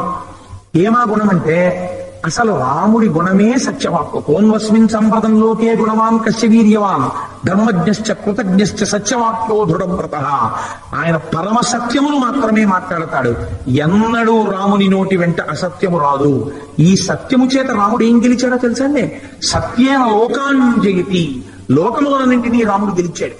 రాముడు మానవుడిగా పుట్టి భగవంతుడి స్థాయికి ఎదగగలిగాడు. అందుకే ఈ సత్యమును ఉపాసన చేసిన వాడు కనుకనే రాముడు ఒక మాట అంటే సత్యమైంది. ఒక పక్షిని పట్టుకుని నువ్వు ఉత్తమ లోకములకు వెళ్ళిపో అన్నాడంతే. ఆయన ఎవరు పంపించడానికి మనుష్యుడు కాదు. రాముడు అన్నాడంతే, జటాయువు ఊర్ధ్వలోకాలకు వెళ్ళిపోయి. అది రాముడికి ఉన్నటువంటి సత్యశక్తి. అలాగే మీరు రామాయణంలో పాత్రల్ని విశ్లేషణ చేసుకోండి. ప్రతి పాత్రకి కూడా దాని వాక్యే ఆయుధము. మీరు చూడండి, అందుకే మహర్షి మిగిలిన కాండలకి పెట్టిన పేరు సుందరకాండకి పెట్టలేదు, సుందరకాండ అన్నారు. సుందరకాండలో దేని చేత సౌందర్యము? నేనంటాను వాక్కు యొక్క వైభవాన్ని చెప్పింది కాబట్టి సుందరకాండ సుందరకాండ అంట. ఎక్కడ చెప్పింది వాక్కు యొక్క సౌందర్యము అని మీరు నన్ను అడగచ్చు. సీతమ్మ తల్లి లంకాపట్టణంలో అప్పటికి ఎన్ని నెలల నుంచి ఏడుస్తూ ఉన్నదండి? 10 నెలల నుంచి ఏడుస్తోంది అమ్మవారు. కంటికి మంటికి ఏకధారగా ఏడుస్తోంది. అప్పటి వరకు ఆవిడ అంత ఏడుస్తున్న తల్లి పతాక స్థాయి దుఃఖానికి ఏది? నేను నా ప్రాణం వదిలిపెట్టేస్తానని. మొత్తం వాంగ్మయంలో ఎక్కడా మీరు అమ్మవారు ఊరిపోసుకున్న సంఘటన చూడరు. అది మీరు వేరొక అర్థం చెప్పినా కథాపరంగా మాత్రం ఆవిడ ఉరిపోసుకోవడానికి సిద్ధపడింది. ఉరిపోసుకోవడానికి సిద్ధపడినటువంటి సీతమ్మని స్వామి హనుమ ముట్టుకోగలరా? ముట్టుకోవడం కుదరదు ఆయమ్మని. మరి ఇప్పుడు ఎలా పైకి తీసుకురావాలి? ఆవిడ ఉరిపోసుకోకుండా ఎలా చేయాలి? ఏవం బహువిధాం చింతాం చింతయిత్వా మహాకపి సంశ్రవో మధురం వాక్యం వైదేహ్య వ్యజహార. వాక్యం వేసేస్తారు మహర్షి దానికి గొప్పతనాన్ని. ఇప్పుడు ఎలా బయటికి తీసుకురావాలి? రాముడిచ్చినటువంటి చూడమని, రాముడిచ్చిన ఉంగరాన్ని చూపించకూడదా? కళ్ళ ముందుకు పట్టుకెళ్ళి ఇలా ఉంగరం చూపించారనుకోండి, ఏం బాహ్యస్మృతి రాదా రాముడు ఉంగరం పట్టుకొచ్చారని? అసలు ఆవిడికి ఇప్పుడు చూసేటటువంటి వస్తువు కూడా కళ్ళ ముందు పట్టండి. కళ్ళు ఎదురుగుండా వస్తువుని గుర్తించలేవు, మరి చెవులు కథని ఎలా వింటాయండి? అంటే రామ కథకి, రామ సంబంధమైన విషయానికి ఆ వాక్కుకి ఉన్న శక్తి అటువంటిది. పైన కూర్చున్నవాడు ఇప్పుడు ఏం చెప్పాడు? రామకథ చెప్పాడంతే. ఒక్కసారి రామకథ చెప్పేటప్పటికీ ఉరిపోసుకుందాం అనుకుంటున్న తల్లి ఒక్కసారి ఉరి వదిలైపోయి, ఎవరా నాళ్ళకి ఇక్కడ రామకథ చెప్పినవాడు అని పైకి చూసి, చచ్చిపోతున్న వాళ్ళని బతికించడానికి ఆధారమైనదేది వాక్కు మాత్రమే. 10 కాలాలు బతకవలసిన వాడు చచ్చిపోవడానికి కారణమేది వాక్కు. అదేంటంటే మీరు అలా ఎలా చెప్పగలరు? చచ్చిపోతున్న వాళ్ళని బతికించడానికి వాక్కు పనికొచ్చింది. ఒప్పుకున్నాం. మీరు సీతమ్మ తల్లిని హనుమ చెప్పిన కథని ఉదాహరణ చూపించారు. బతకవలసిన వాడు చచ్చిపోవడానికి మాట ఎలా ఉపయోగపడింది? రావణాసురుడు 10 కాలాలు బతకవలసిన వాడు చచ్చిపోయింది సీతమ్మ తల్లితో మాట్లాడకూడని మాటలు మాట్లాడు కదండి. ఎంతటి తపశ్శక్తి సంపన్నుడు!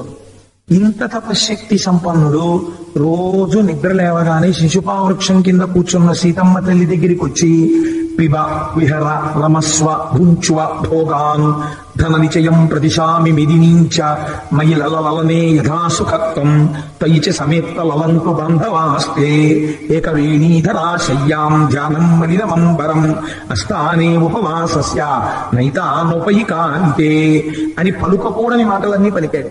ఈ యవ్వనం శాశ్వతంగా ఉంటుందనుకున్నావా? వెళ్ళిపోతుంది. అప్పుడు నిన్ను రాముడు ఆదరించాడు, నేను ఆదరించాను అన్నాడు. అదే రాముడు అంటే. రాముణ్ణి నిందించాడు, సీతమ్మని నిందించాడు. ఇలా రోజు వచ్చి సీతమ్మతో మాటలాడకూడని మాటలు మాట్లాడి మాట్లాడి మాట్లాడి ఏ స్థితికి చేరుకున్నాడు?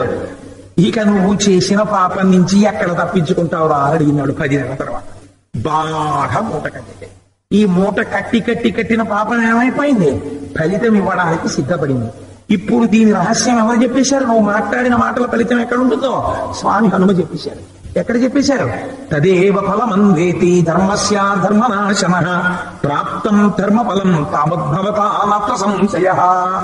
ఇతః పూర్వం తపస్సు చేశావు, కాంచలంకాధిపత్యం పొందావు. ఇప్పుడు చెయ్యకూడని మహాపాపం చేశావు, పరదాలని తీసుకొచ్చి నీ ఇంట్లో పెట్టావు, మాట్లాడకూడని మాటలు మాట్లాడావు. దీనికి ఏమిటి నీకు శిక్ష? మూలఘాతి, నీ ప్రాణాలు పోతాయన్నాడు. ఇప్పుడు ఎవరు చెప్పారు ఈ మాట? ఉరే నువ్వు ఆవిడ్ని తీసుకెళ్లి ఆవిడతో మాట్లాడకూడని మాటలు మాట్లాడితే నువ్వు చచ్చిపోతావురా అని చెప్పాడు మహానుభావుడు. ఎవరు చెప్పేశాడు ఈ విషయాన్ని? మారీచుడు చెప్పాడు అరణ్యకాండలో. ఎదరెదర రావణాసురుడు దేని వల్ల చచ్చిపోతాడో ఆయన చెప్పాడు. హాయిగా సంతోషంగా నువ్వు భార్యలతో పిల్లలతో సంతోషంగా సుఖంగా గడపరా, ఎందుకురా నువ్వు అనవసరంగా మాకృదా రామ విప్రియం, రామునికి ప్రియము కాని పని చేయవద్దు. సీతమ్మ తల్లిని తీసుకెళ్ళడం మొదటి అప్రియం, ఆవిడతో అలా మాట్లాడడం రెండో అప్రియం. అందుచేత నువ్వు ఈ చేసినటువంటి పనుల వలన నశించిపోతావు. చాలా మంది అనుకుంటారు సీతమ్మ తల్లి సుందరకాండలో దేని వల్ల ఊరడిల్లినది అని నేను అడిగాను అనుకోండి. సాధారణంగా ఏం చెప్తారంటే సుందరకాండలో పతాక స్థాయి ఘట్టము సీతమ్మ తల్లికి హనుమ ఉంగరం ఇచ్చినటువంటి సందర్భము అనుకుంటారు. కాదు, అది కానే కాదని నేను అంటాను. మీరు ఎలా అనగలరు? మీ నోటికి వచ్చిందని చేశారా? లేకపోతే మీకేమైనా ఆధారం ఉందా? ఉన్నది. సుందరకాండలో మీరా సీతమ్మ తల్లి దుఃఖాన్ని పోగొట్టిన వాళ్ళు మా స్వామి హనుమ పోగొట్టారు. ఆయన ఏం చెప్పారో తెలుసా అండి? ఉంగరం ఇస్తే దుఃఖం పోయిందని ఆయన చెప్పలేదు. ఆయన ఏం చెప్పారు? సుందరకాండ చివరిలో చెప్పారు, తతోమయా వద్విదధీన భాషిత శివాభిరిష్టాభిరవిప్రసాదిత జగామ శాంతిం మమ మైథిలాత్మజా తమాపి శోకేన తదాభిపీడిత అని చెప్పారు. సుందరకాండలో హనుమ చెప్పింది ప్రమాణమా? నీ చెప్పింది ప్రమాణమా? హనుమ చెప్పింది ప్రమాణం. సుందరకాండలో సీతమ్మ ఊరట పొందినది ఎవరితో చెప్తున్నారు ఈ విషయం? రామచంద్రమూర్తితో చెప్తున్నారు. అది సత్యము కాని విషయాన్ని రామచంద్రమూర్తి ముందు కూర్చుని నాయందు సీతమ్మ ఎట్లున్నది అని అడిగితే కొన్ని కోట్ల వానరములు చెప్పలేని మాట స్వామి హనుమ ఒక్కరు వచ్చి చెప్పేటప్పుడు ఎంత జాగ్రత్తగా చెప్పాలి. ఇప్పుడు ఆవిడున్న స్థితి ఉంటాం, ఆవిడ చాలా ఆనందముగా ఉన్నది అన్నారు అనుకోండి. అంటే నేను పక్కన లేకపోయినా ఆనందంగా ఉంది, నేను ఎందుకంటాడు. కాబట్టి ఇప్పుడు ఎంత జాగ్రత్తగా చెప్పాలి, ఎంత జాగ్రత్తగా మాట్లాడారో చూడండి హనుమాన్. తతోమయా వద్విదధీన భాషిత. సీతమ్మ సుందరకాండలో దేని వల్ల ఊరడిల్లినది? రామా నీ ఉంగరము వలన కాదు. నేను నీ క్షేమ వార్త నా వాక్కుగా ఆవిడికి చెప్పాను, నా నోటి మాటగా. తతోమయా వద్విదధీన భాషిత శివాభిరిష్టాభిరవిప్రసాదిత. నీ క్షేమము ఆవిడికి మంగళకరము. నువ్వు క్షేమంగా ఉన్నావు, నీ ఉంగరం పట్టుకెళ్ళి ఇచ్చేస్తే సరిపోయిందా? నువ్వు క్షేమంగా ఉన్నావు. రెండు, ఆవిడ రక్షించాలన్న పూనికతో ఉన్నావు. ఆయనకి ఆలంబనం దొరికింది సుగ్రీవుడు. అన్ని దిక్కులా వానరములు వెతుకుతున్నారు, యుద్ధ సన్నిధుడై ఉన్నాడు. రాముడు వచ్చేస్తాడు, రావణ సంహారం జరుగుతుంది. అమ్మా నువ్వు సీతమ్మ రామచంద్రమూర్తితో కలిసి పట్టాభిషేకాన్ని పొందుతావు. ఇది శివాభిరిష్టాభిరభిప్రసాదిత జగామ శాంతిం మమ మైథిలాత్మజ. హనుమ చెప్తున్నారు, మమ నేనిచ్చానని చెప్పారు. మీరా ప్రమాణం. సుందరకాండలో హనుమ చెప్పిన వాక్క ప్రమాణం, హనుమ చెప్పిన వాక్కు ప్రమాణం. నేను ఏ మాటలు మాట్లాడానో ఆ మాటల వలన సీతమ్మ తల్లి మనస్సు యందు శాంతి కలిగినది. ఇప్పుడు చెప్పండి, 10 నెలలు కంటి నుంచి బాష్పధార ఆగకుండా ఏడ్చినటువంటి సీతమ్మ తల్లి ముఖమునందు మళ్ళీ ఆనందము కలిగేటట్టు చేయగలిగినటువంటి శక్తి ఈ ప్రపంచమునందు దేనికి కలిగినది? వాక్కునకు కలిగినది. ఇది సుందరకాండ తీర్పు. రామాయణంలో వాక్కు గురించి మాట్లాడలేదని మీరు ఎలా చెప్పగలరు? రామాయణం వాక్కు గురించే మాట్లాడింది. కాబట్టి శివాభిరిష్టాభిరభిప్రసాదిత జగామ శాంతిం మమ మైథిలాత్మజ. సీతమ్మ తల్లి నువ్వు తన గురించి దుఃఖిస్తున్నావని దుఃఖిస్తోందంతే. తప్ప ఆవిడ ఇవాళ వేరు కారణం చేత ఆమె యందు దుఃఖము లేదు. ఇది నువ్వు నన్ను నమ్మి పంపినందుకు నేను చేసినటువంటి కృత్యము. ఇప్పుడు రాముడు హనుమకి ఇచ్చినటువంటి గొప్ప బహుమానం ఏమిటో తెలుసా అండి? హనుమకి ఏ బహుమానం ఇవ్వాలో వాచికంగా చెప్పింది ఉత్తరకాండలో చెప్పారు.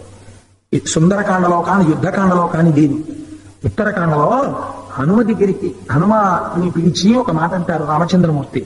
హనుమ నాకెందరో ఉపకారం చేశాను, నేను ప్రత్యుపకారమును చేశాను. ఎందుకని? ఉపకారం చేసిన వాడికి ప్రత్యుపకారం చేయడం ఆర్షధర్మం కనుక. కానీ నువ్వు నాకు చేసిన ఉపకారానికి ప్రత్యుపకారము చేయవలెనన్న ఊహ నా యందు రాకుండా నీవు చేసిన ఉపకారము నా యందు జీర్ణముకు కనుక. ఇది రామాయణం మొత్తం మీద రాముడు ఒక్క హనుమతో తప్ప వేరొకరి ఎవ్వరితో చెప్పని మాట చెప్పి, సుందరకాండలో సీతమ్మ తల్లి గురించి చెప్పగానే కౌగిలించుకున్నారు. ఈ కౌగిలింత దక్కింది ఒక్క హనుమకి మాత్రమే. రామాయణంలో ఇంకెవ్వరికి దక్కలేదు. మీకు నేను ఒక ఆశ్చర్యకరమైన సంఘటన చెప్తాను. నేను సంపూర్ణ రామాయణం ప్రవచనాలు చేసినటువంటి కొత్తల్లో మనకి శరన్నవరాత్రులు అవి పూజలు చేయిస్తూ ఉంటారే ఒక మహానుభావుడు, సుబ్రహ్మణ్య శర్మ గారు. సుబ్రహ్మణ్య శర్మ గారి బావమరిది ఆ కోనసీమ యందు ఒక పల్లెటూరు, నాకు ఆ పేరు జ్ఞాపకం లేదు, నేను కరెక్ట్ గా చెప్తే అమ్మా ఆ కాట్రేని కోణలో ఉంటాడు ఆయన. చాలా పిల్లవాడు, ఇంకా పెళ్లి కూడా అవ్వలేదు అనుకుంటాను. అతను రామాయణం అంతా విని చాలా సంతోషాన్ని పొంది కోటేశ్వరరావు గారికి నేను ఏమైనా బహుమానం పట్టుకెళ్ళి ఇద్దాం అనుకుంటున్నాను బావా, ఏం పట్టుకెళ్ళని అడిగాడు. అడిగితే కోటేశ్వరరావు గారికి బహుమానాలు అవి ఏం తీసుకోర్రా, ఏం పట్టుకెళ్తా వద్దులే అన్న. అలా అంటూనే ఉన్నాను, బట్టలు అవి పుచ్చుకున్నాను అనుకోండి, అది వేరు మాట. కానీ మరి ఏమిస్తామంటే కోటేశ్వరరావు గారు కాదనలేనిది ఒకటి ఇస్తాను అని వాళ్ళ నాన్నగారికి జ్యోతిషం బాగా తెలుసు. ఒక సుముహూర్తం పెట్టించుకుని నేను ఇది అని వెయ్యాను, నా కుంచె ఎలా కదిలిపోతే అలా కదిలిపోతుంది, అందులోంచి ఏదొస్తే నేను అది ఫోటో కొట్టించి కోటేశ్వరరావు గారికి బహుకరిస్తాను అని అతను రామాయణం సీడీలు వింటూ కుంచె పట్టుకుని గీయడం మొదలుపెట్టాడు. రామాయణం వింటూ రోజు గీయగా అది చివరికి దేని కింద మారిందో తెలుసా అండి? అది హనుమని కౌగిలించుకున్న రామచంద్రమూర్తి. ఇద్దరి ముఖాలు కనపడుతున్నటువంటి పెద్ద ఆలింగన సన్నివేశం వచ్చింది ఫోటో కింద. వస్తే నేను అది పూర్తయిన కొత్తలో అనుకోకుండా నేను కాట్రేని కోణంలో ఇంకొక ఊర్లో ఉపన్యాసానికి వెళ్ళాను. ఇలా మా కామరాజు గారు వాళ్ళు నాతోనే ఉన్నారు. నేను తిరిగి వచ్చేస్తుంటే ఒక్కసారి మా ఇంట్లో ఆగండి అన్నారు. అబ్బో ఎందుకంటే ఆలస్యం అయిపోతుంది, నేను వెళ్ళిపోతా ఉన్నాను. అంటే కాదు మీరు ఒక్కసారి రావాలన్నారు. వెళ్ళాను. వెళితే ఆ పిల్లవాడు చూపించినటువంటిది చూసి నేను తెల్లబోయాను. నిజంగా రామచంద్ర ప్రభు అది నాకు బహూకరించాలనుకుని ఉంటారు, అందుకే రామాయణం వింటూ గీస్తే ఇది వచ్చింది అని అనుకున్నాను. చిత్రం ఏమిటో తెలుసా అండి? దాన్ని తీసుకురావడానికి ఎత్తబోతే నువ్వు ఇక్కడి నుంచి తీసుకెళ్ళడం ఏంట్రా, ఆ పిల్లవాడు తెచ్చి నీ ఇంట్లో ఇచ్చి బహూకరిస్తాడు. అంత తపస్సు చేశాడు ఆ పిల్లవాడు అనుకున్నాడో ఏమో రామచంద్ర ప్రభు. మేము దాన్ని ఎత్తలేకపోయాం, అంత బరువుంది.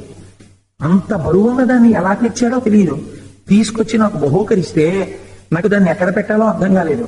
తదనంతరం ఈ మధ్య కాలంలో నేను ఫ్లాట్ తీసుకున్న తర్వాత దాన్ని ఇప్పుడు అది నాకు రామచంద్ర ప్రభు ఇచ్చినటువంటి గొప్ప కానుకగా మనసులో భావించుకుని నేను ఆరాధన చేసుకునే పూజా మందిరంలో పెట్టుకున్నాను దాన్ని. కాబట్టి చూడండి, వాక్కునకు ఫలితమేమి? హనుమకి రామచంద్ర ప్రభు ఇచ్చిన కౌగిలీత. వాక్కు చేత ఎవరు శాంతిని పొందారు? సీతమ్మ శాంతిని పొందినది. అంత దుఃఖమునందుండి ఆత్మహత్య చేసుకుందామనుకున్న సీతమ్మకే శాంతినిచ్చిన వాక్కు నీకెందుకు శాంతినివ్వదు? అందుకే పెళ్ళవలేదండి, సుందరకాండ పారాయణ చేసుకోండి. ఉద్యోగం రాలేదు, సుందరకాండ పారాయణ చేసుకోండి. ఏమంటే ఇంట్లో భార్యకి ఒంట్లో బాగుండట్లేదు, మనశ్శాంతి ఉండట్లేదు, సుందరకాండ పారాయణ చేసుకోండి. మీ మనస్సులో అశాంతికి ఏది కారణమైనా సుందరకాండ పారాయణ చేసుకోండి. ఏముంది సుందరకాండలో? హనుమ యొక్క వాక్కు ఉన్నది. హనుమ వాక్కుకి ఇంట్రడక్షన్ ఎక్కడ?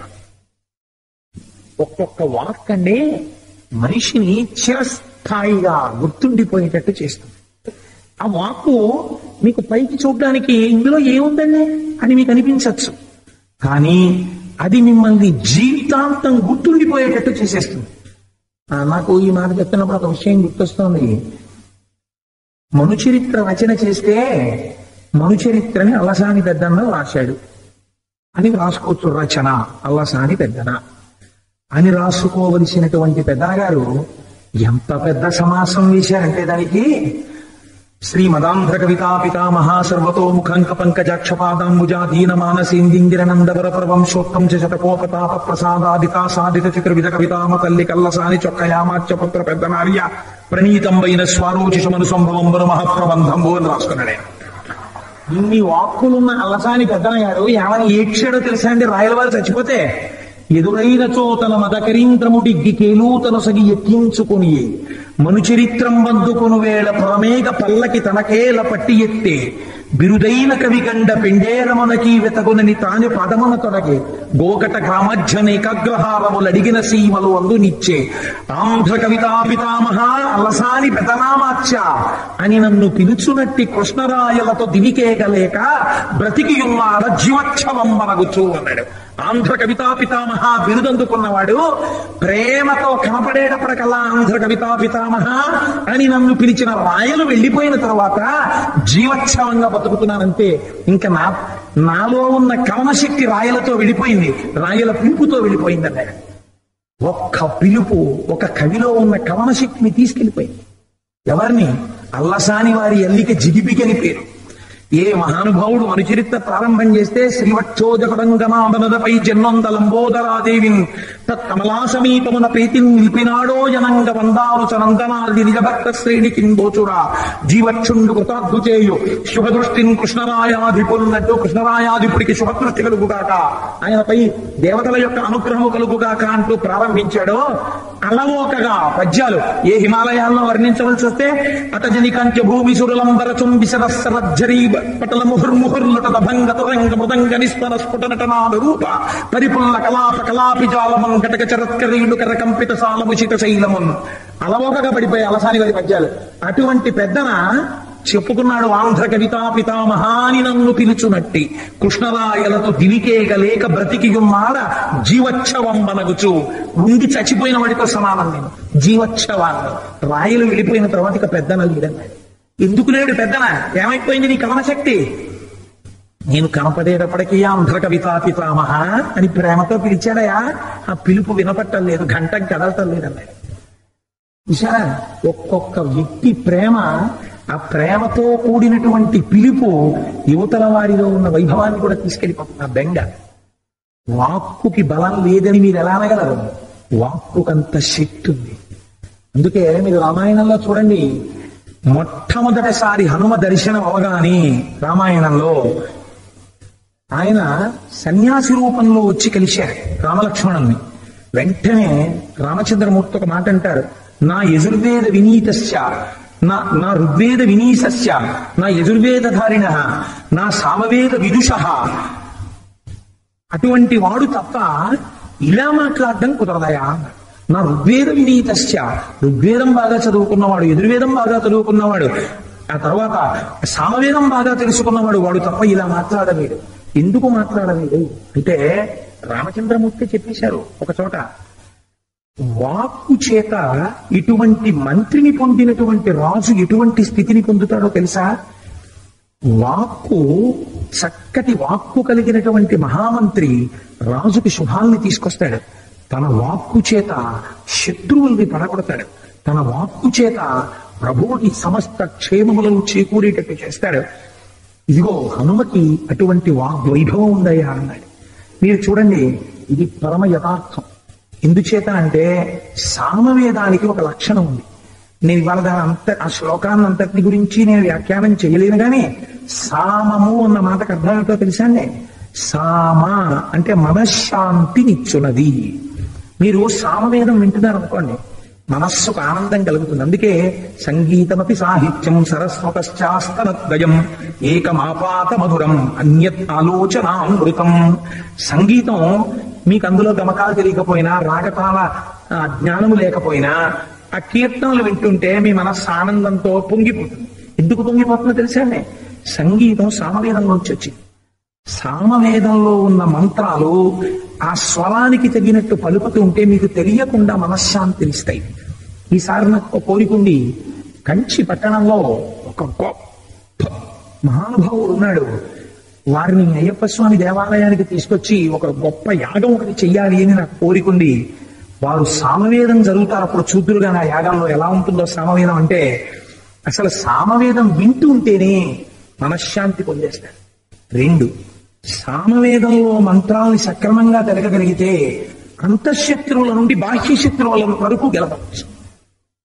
కాబట్టి ఈయన ఇలా మాట్లాడడంలో తన ప్రభువుకి క్షేమాన్ని చేకూరుస్తున్నాడు. యజుర్వేదం వచ్చినటువంటి వాడికి కర్మ సంబంధమైనటువంటి జ్ఞానం అంతా తెలిసి ఉంటుంది. ఎందుకంటే యజుర్వేదం అద్వైతానికి మూలం. అందులో రుద్రాధ్యాయం ఉందండి. రుద్రాధ్యాయంలో ఏముంది? అంతటా బ్రహ్మమే, అంతటా బ్రహ్మమే, అంతటా బ్రహ్మమే.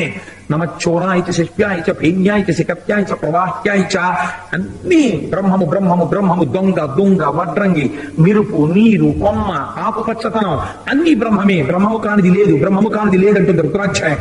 అది యజుర్వేదంలో ఉంది. అందుకే హనుమ రాముడి గొప్పతనమేమి అని అడిగింది సీతమ్మ. అంటే మొట్టమొదటి చెప్పిన మాట ఏమిటో తెలుసా అండి? రాముడి గొప్పతనం ఏమిటో తెలుసా అమ్మా? రాముడు యజుర్వేద వినీతశ్చ, రాముడికి యజుర్వేదం బాగా తెలుసు. అంటే అంతటా బ్రహ్మమును చూడగలిగినటువంటి వాడు రామచంద్రమూర్తి. తేజసాదిత్య సంకాశ క్షమయా పృథివీ సమః బృహస్పతి సమో బుద్ధ్యా యశసా వసవో సమః అని చెప్తూ ఆయన యజుర్వేదం బాగా తెలుసున్నవాడమ్మా అంటారు. అంటే మిగిలిన వేదాలు తెలియవా రాముడికి? యజుర్వేదం బాగా తెలుసమ్మా అనడంలో అంతటా బ్రహ్మమును చూడగలిగిన బ్రహ్మజ్ఞాని. అక్కడే సర్వభూత హితే రతః, అన్ని భూతముల యందు హితమును చూడగలిగిన లక్షణం ఇందులో చర్చితే రాముడికి అని చెప్పారు. ఇది హనుమ యొక్క ప్రజ్ఞ అంటే. కాబట్టి ఈ హనుమని చూడగానే రామచంద్రమూర్తి ఈ మాటలు చెప్పారు. మాట్లాడడమునందు చాలా గొప్పవాడు. 2 బిరుదులు ఇచ్చారండి హనుమకి. వాక్య కుశల, వాక్యజ్ఞ. అంటే మాట్లాడుతున్నటువంటి మాట యొక్క అర్థము, మాట యొక్క గొప్పతనము బాగా తెలుసున్నవాడు. 2, బాగా మాట్లాడుట చేతనైన వాడు. ఈ 2 లేకపోతే అయోమయ వస్తుంది ప్రపంచంలో. మీరు ఒక విషయాన్ని చెప్పాలి అని అనుకున్నారు అనుకోండి, ముందు మీరు చెప్పాలనుకున్న విషయం గురించి మీకు లోపల చాలా స్పష్టత ఉండాలి. 2, మీకు శ్రద్ధ ఉండాలి. శ్రద్ధ అంటే పూనిక. నేను చెప్తున్నది పరమ సత్యము, నేను అసత్యం చెప్పట్లేదు, నేను చెప్తున్నది సిద్ధాంతము అంతే, అందులో ఏం రాజీ లేదు. ఇంకా నేను మాట్లాడుతున్నది నిజం మాట్లాడుతున్నాను అన్న ధైర్యం మీకు ఇక్కడ లేకపోతే మీరు గొంగుతారంతే. మీరు మాట్లాడలేదు, భయం ఉంటుంది. ఎందుకంటే నేను చెప్తున్నది నిజమో అబద్ధమో, రేపు పొద్దున ఏమైనా ఇబ్బంది వస్తుందేమో, ఇలా చెప్పచ్చో చెప్పకూడదు, ఈ అనుమానం మీకు ఉన్నంతసేపు మీరు ధైర్యంగా చెప్పలేరు. మీరు చెప్తున్నది నిజమని మీరు నమ్మగలిగితే మీరు చెప్పగలరు. మీరు చెప్తున్నది మీరు ఆచరించగలరు అన్న ధైర్యం మీకుంటే మీరు చెప్పగలరు. లేకపోతే అది చెప్పడానికి మీకు భయం. వేదిక దిగగానే ఎవడు అడుగుతాడో మళ్ళీ దేని గురించి అన్న భయం పట్టుకుంటుంది. అందుకే మీరు చూడండి, రాముడు మాట్లాడితే ఎలా ఉంటుందో తెలుసా అండి? ఎంత సరళంగా మాట్లాడతాడో, ఎంత మధురంగా మాట్లాడతాడో, తన భావం అంత కుండ బద్దలు కొట్టినట్టుంటుంది. మళ్ళీ మీరు రాముని ఇంకోసారి అడగడానికి ఉండదు అవకాశం. అంత స్పష్టంగా మాట్లాడతాడు. తప్ప మొహమాటం ఉండకూడని విషయాలు ఏ ఉంటాయో వాటి విషయంలో నిర్మోహమాటంగా మాట్లాడతాడు. కొన్ని విషయముల యందు నిర్మోహమాటంగా మాట్లాడడం మనిషికి రావాలి. అలా రాలేదనుకోండి మాట్లాడడం, ఆయన్ని ఆశ్రయించిన వాళ్ళు పాడవుతారు. ఇలా ఎవరికి ఉండాలో తెలుసా అండి? మొదటి లక్షణం గురువుకు ఉండాలి. గురువు తన శిష్యులతో మాట్లాడేటప్పుడు నిర్మోహమాటంగా మాట్లాడగలగాలి. తన ఉద్ధరణకి సంబంధించి మాట్లాడేటప్పుడు నిర్మోహమాటంగా మాట్లాడాలి. ఇది నన్ను పతనావస్థకి తీసుకెళ్లిపోతోందేమో అని అనుమానం వచ్చిన చోట మొహమాటంతో ఉండకూడదు, నిర్మోహమాటంగా మాట్లాడాలి. మీకు నేను ఒక ఉదాహరణ చూపిస్తాను. రామకృష్ణ పరమహంస దక్షిణాపూర్లో ఉండగా భార్య శారదాదేవి వచ్చింది. వస్తే శారదాదేవి కాపరానికి వచ్చింది. వివాహం చేసుకున్నారు, శారదాదేవి కాపరానికి వచ్చింది. ఇప్పుడు రామకృష్ణ పరమహంస ఏం చేయాలి? కాపరం చేయాలి. ఇంకింతకన్నా ఇంకో మాట నేను చెప్పడానికి అవకాశం ఏం లేదు. పెళ్లి చేసేసుకున్న తర్వాత ఆడపిల్ల అత్తారింటికి వస్తే ఏం చేస్తారండి? మగాయన సంసారం చెయ్యాలి, ఆవిడితో కలిసి కాపరం చెయ్యాలి. ఇంకంతకన్నా ఏం ఉండదు కదా. ఇప్పుడు ఆవిడ వచ్చి నిలబడింది గుమ్మంలో. రామకృష్ణ పరమహంస ఆవిడ దగ్గరికి వెళ్ళాడు.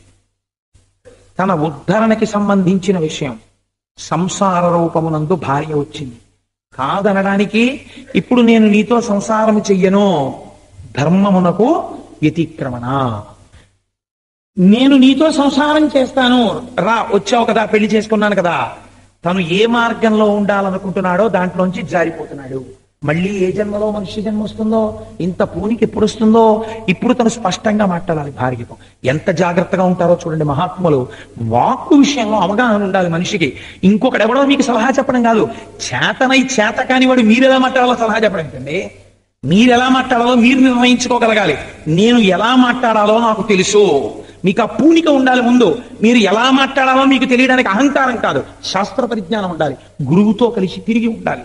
మీ వాక్కు యందు మీకు ఆ నేర్పరితనం ఉండాలి. ఎలా అడిగారో చూడండి పరమహంస. శారదాదేవి దగ్గరికి వెళ్ళి, నన్ను సంసారలంపటములోనికి ఈడ్చివేయుటకు నీవు వచ్చితివా అని అడిగారు. ఎస్ అందనుకోండి ఆవిడ, అంతే లొంగాలి. ఎందుకంటే తాళి కట్టారు, సంసారం చెయ్యాలి.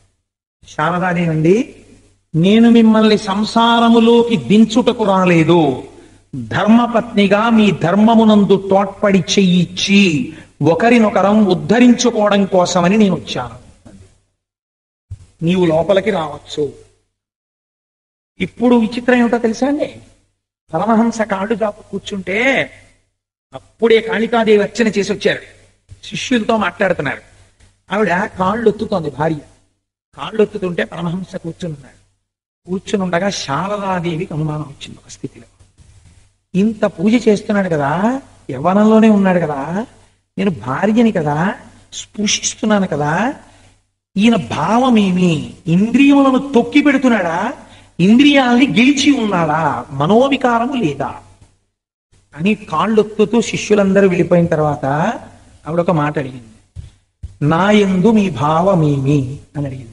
ఆయన వెంటనే 2 చేతులు ఇలా వెనక్కి పెట్టుకుని పరమహంస అన్నారు, నేను ఇప్పుడే ఏ కాళికని అర్చించి వచ్చానో ఆ కాళికాదేవి, నా ఎదురుగుండా ఉన్న చిత్తరువులో కనపడుతున్న జగదంబ, నా కాళ్ళు పడుతున్న మాత, ముగ్గురి యందు అభేదము గోచరించుచున్నది. ఎంత స్పష్టత చూడండి. తన ఆధ్యాత్మిక ఉద్ధరణ ఎందో అంత స్పష్టంగా ఉండాలి వాక్కు. తప్ప జీవితంలో ప్రతిదానికి నీళ్లు నవలడమే అలవాటైంది అనుకోండి. మీరు ఒక్కొక్కరిని చూడండి, ఏది మాట్లాడినా కాపట్యమే, ఏది ప్రకటంగా ధైర్యంగా మాట్లాడడం, ఏది చెప్పడం. ఆయన చెప్తే మీరు అనుమానపడాలి, ఎందుకు చెప్పాడంటే ఇవాళ నాకు ఇదని. తప్ప వాడి జీవితంలో వాడు ఎంత చిన్న విషయాన్ని కూడా మామూలుగా మాట్లాడడం. ఎందుకు మాట్లాడంటే అలా మాట్లాడకూడదంటాడు, వాడికి అదో సిద్ధాంతం ఉంటుంది. అలా మాట్లాడకూడదండి. మనం ఇప్పుడు సత్యాన్ని దాచేయాలి, దాచేసి అవతల వాడి దగ్గర మనం విషయాలు సేకరించాలి. అందుకని మాట్లాడుతుంటాడు. ఎప్పుడు నేను ఇది చేస్తున్నాను అని చెప్పడం భయం, ఎప్పుడు కాపక్ష్యం వాక్కునందు. వాక్కు మీ శీలాన్ని బయట పెట్టేస్తారు.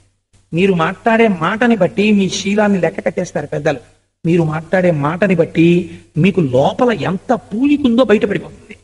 ఇది రామాయణంలో రామచంద్రమూర్తి చెప్పే ఒక విషయాన్ని మీకు చెప్తాను. రాముడు రాజీ పడకూడని విషయాల దగ్గర ఎంత కుండబద్దల కొట్టినట్టు మాట్లాడతాడో చూడండి. అలాగని అవతల వాళ్ళ మనస్సు ఖేదపడేటట్టు మాట్లాడటం చాలా మధురంగా ఉంటుంది. కానీ ఇంకా మళ్ళీ మీరు బతిమాలడానికి, ఇలా వేళ్లు విరుచుకోవడానికి అవకాశాలు ఏమి ఉండవు. లక్ష్మణుడు అన్నాడు, అన్నయ్య భరతుడు వచ్చాడు కదా, రాజ్యం తీసుకోమన్నాడు కదా, రాజ్యం ఎవరి కోసం నాన్నగారు అడిగారో ఆ భరతుడే వచ్చి అడిగాడు కదన్నయ్య అని ఇన్ని మాటలు మాట్లాడుతుంటే రామచంద్రమూర్తి అన్నారు, ఒక చిన్న శ్లోకం చెప్పారంటే, నేయం మమ మహీ సౌమ్య దుర్లభా సాగరంబర నహీచ్ఛేయమధర్మేణ శక్రత్వమపి లక్ష్మణ.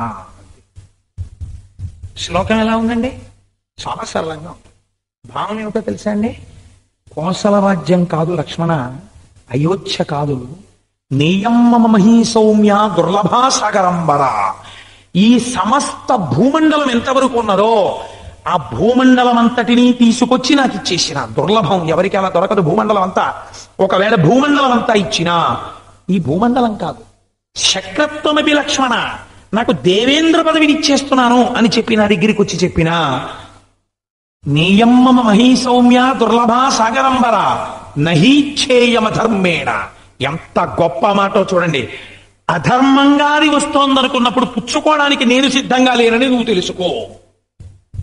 ఇప్పుడు పుచ్చుకోవాలో పుచ్చుకోకూడదో నేనా చెప్పవలసిన వాడిని, నువ్వా ధర్మం?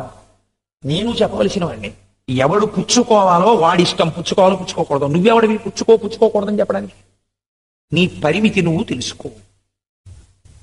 ఎంత అందులో కాషన్ ఆర్డర్ ఉందో చూడండి. ఎంత లక్ష్మణుడు అయితే మాత్రం సైజ్ చేసేసాడంతే రామచంద్రమూర్తి. ఇంకొకసారి నువ్వు జోక్యం చేసుకోక్కర్లేదు ఈ విషయంలో. అంతర్లీనమైన శబ్దం అంటే అయోధ్యకి మళ్ళీ 10 మాటలు రమ్మని బతిమాలితే వెళ్ళిపోయేవాడిని అనుకుంటున్నావా? లేకపోతే భరతుడు వచ్చాడని వెళ్ళిపోతాను అనుకుంటున్నావా? లేకపోతే నేను కోదండ విద్యాపారంగతుండని అడవి మీద మొహం మొత్తి యుద్ధం చేసి మళ్ళీ రాజ్యం తీసుకుంటాను అనుకుంటున్నావా? ఇది కాదురా. భూమండలం అంతా ఇచ్చిన, ఇంద్ర పదవిని ఇచ్చిన, నహీచ్చేయ, ఆ మాట మీరు అండర్లైన్ చేసుకోవాలి. నిర్ణయించుకోవలసిన వాడిని నేను. నువ్వు పట్టుకొచ్చి ఇస్తే నేనేం పుచ్చేసుకోను అన్నమాట. ఇచ్చా నాకు కలగాలి. ఎలా? ఇది ధర్మబద్ధమే అని నాకు నమ్మకం కలగాలి, అప్పుడు పుచ్చుకుంటాను. అది ధర్మబద్ధము కాదు అని నాకు అనుమానం వచ్చిందనుకో, ఈ ఇంద్రపదం అయినా బ్రహ్మాండం అయినా నేను అవతల బారేస్తాను, నేను పుచ్చుకోను. నహీచ్చేయమధర్మేణ శక్రత్వమపి లక్ష్మణ పేరు పెట్టి చెప్పాడు. ఇక మళ్ళీ రాముడికి వెళ్ళి చెప్పగలరండి మీరు ఇలా చెయ్యి అని? సీతమ్మ తల్లి ఇలాగే ఒకసారి అయోధ్యకాండలో చెప్పబోయింది ఆవిడికి. అయ్యి బాబోయ్, ఎంత పెద్ద ప్రసంగం చేసిందో సీతమ్మ ఆ రోజున. అరణ్యవాసంలో బహుశా అంత పెద్ద ప్రసంగం సీతమ్మ చేసింది అదొక్కటే. ఆవిడ ఒక మాట అంది, అసలు నిన్ను ఎవరు కోదండం పట్టరమ్మన్నారు అని అడిగింది. ఈ కోదండం ఎందుకు, ఈ బాణాలు ఎందుకు, ఈ ఉండబట్టి నువ్వేం చేసావో తెలుసా? ఆ ఋషుల దగ్గరికి వెడితే వాళ్ళేమో మమ్మల్ని రావణాసుడు పీడిస్తున్నాడంటే నేను చంపేస్తానని ప్రతిజ్ఞ చేశావు. 14 ఏళ్ళు ముక్కు మూసుకుని అరణ్యవాసం చేసుకుని ఏదో పర్ణశాల వేసుకున్నాం, అందులో కూర్చుని రోజు వెళ్ళి గంగా స్నానం చేసి మనం తిరిగి వెళ్ళిపోతే అయిపోతాయా? ఎందుకు ఇవన్నీ మనకి? నిన్నెవరు చేయమన్నారు ఈ ప్రతిజ్ఞ అని అడిగింది. అడిగితే ఆయన ఏమన్నాడో తెలుసా అండి? సీత, నువ్వు ఇన్ని విషయాలు చెప్పావు కాబట్టి నీకు నేను ఒక మాట చెప్తున్నా. ఇందులో సీతమ్మ ఒక అందమైన మాట కూడా చెప్పింది. వెనకటికి ఎవరో ఒక మహానుభావుడు తపస్సు చేసుకుంటున్నాడు. ఆయన తపస్సు ఎలా పాడి చేద్దామని చూశాడు ఇంద్రుడు. ఏదో దేవకాంతలు వచ్చి తపస్సు చేసినా ఆయన లొంగలేదు. లొంగకపోతే ఆయన పరుగున ప్రాణభయంతో ఉన్న వాళ్ళే వచ్చేసి ఓ కత్తి ఒకటి పట్టుకొచ్చి, అయ్యా నా ప్రాణం తీయడానికి ఎవరో తరువుకొస్తున్నారు, మళ్ళీ వచ్చి పట్టుకెడతాను, ఈ కత్తి మీ దగ్గర పెట్టండి అని ఆయన తపస్సు చేసుకోవడానికి కూర్చున్న ఆసనం కింద పెట్టి పారిపోతే పాపం ఏదో పారిపోతున్నాడు కదా అని అలాగే లేండి ఈ కత్తిని ఉంచుకున్నాడు. మళ్ళీ వచ్చి అడుగుతాడేమో, కత్తిపోతే బాగుండదని రోజు ఆ కత్తి మీద చెయ్యేసి కూర్చునేవాడు. రాను ఆశ్రమంలో వదిలిపోతే ఏమన్నా పట్టుకుపోతాడేమో అని కత్తెట్టుకెళ్ళడం మొదలెట్టాడు. ఈ కత్తెట్టుకెడితే కనపడ్డ కొమ్మని కనపడ్డ రెమ్మని కొట్టడం మొదలైంది. ఇలా కత్తి చేత్తో పట్టుకోవడం వల్ల భావన ఎందు వ్యగ్రత ప్రబలి కొన్నాళ్ళకి జేబు దొంగై దరి దొంగై నాశనం అయిపోయాడు. ఒక్క కత్తి దగ్గరుంటే తపోభ్రష్టుడయ్యాడు. ఈ కోదండం నీ దగ్గర ఉండడం వల్ల వచ్చింది ఈ ప్రమాదం అంతా అన్నాడు. ఆయన అన్నాడు, సీత నేను ఒక్క మాట చెప్పనా? ఇవాళ నువ్వు ఈ మాట చెప్పావు. నేను క్షత్రియుడను సహజంగా, కాబట్టి నా లక్షణం ఏమిటి? లోకాన్ని రక్షించాలి. గోబ్రాహ్మణ హితార్థాయ. అవసరమైతే సీత నేను నిన్ను వదిలిపెట్టేస్తాను, లక్ష్మణుని వదిలిపెట్టేస్తాను. నేను ఒకసారి చేసిన ప్రతిజ్ఞ మాత్రం వదిలిపెట్టాను అంతే. ఒకసారి ప్రతిజ్ఞ చేశాను, క్షాత్రధర్మం, నేను క్షత్రియుడిగా పుట్టాను, రాజకుమారుడిగా. గోబ్రాహ్మణుల్ని రక్షించవలసిన కర్తవ్యం నా మీద ఉంది. నేను ధర్మానికి కట్టుబడ్డాను. అందుకని దీనికి అడ్డొస్తే, ఒకవేళ నా ప్రతిజ్ఞని నెరవేర్చుకోవడంలో నువ్వు అడ్డొచ్చావనుకో, నువ్వు వదిలిపెట్టేస్తాను. లక్ష్మణుడు అడ్డొచ్చాడనుకో, లక్ష్మణుడిని వదిలేస్తాను. నతు ప్రతిజ్ఞాం సంస్కృత్వ. ఒకసారి నేను చేసిన ప్రతిజ్ఞారూపమైన వాక్కుందే, దాన్ని వెనక్కి తీయని. బ్రాహ్మణేభ్యో విశేషత, అందులో బ్రాహ్మణుల ముందు చేసినటువంటి మాట అసలు వెనక్కి తీయనన్నాడు. చూడండి, అన్ని వేళలా రాముడు మధురంగా మాట్లాడినా తన యొక్క స్వరూపాన్నే పాడు చేసే సలహాలు ఎవడైనా చెప్పాడు అనుకోండి, చాలా నిర్దాక్షిణ్యంగా మాట్లాడతాడు. అంతేకాని బాగుండదేమోనండి, ఏమిటోనండి అని మీరు ఇలా వేళ్ళు విరుచుకున్నారనుకోండి, మీ ప్రధాన లక్ష్యం ఏదో జీవితంలో అది భంగపడిపోతుంది. అక్కడ అలా ఉండడానికి వీల్లేదు. ఎక్కడ ఎలా మాట్లాడాలో, ఎంత మర్యాదగా మాట్లాడాలో తెలిసి ఉండాలి. మీరదే లక్ష్మణుడితో ఒక మాట అంటాడు. ఈ మాట రాముని యొక్క భాతృప్రేమని చెప్తుంది. ధర్మమర్ధంచ కామంచ పృథివీంచాపి లక్ష్మణ ఇచ్చాపి భవతామర్థే ఏతత్ ప్రతి శృణోమితే అంటాడు. తమ్ముణ్ణి చదువుకోవలసినటువంటి తమ్ముడు చదువుకోకపోతే అన్నగారు మందలించాలి, నువ్వు సరిగ్గా చదువుకో, రాత్రి నాతో పక్కన కూర్చొని చదువు అనాలి.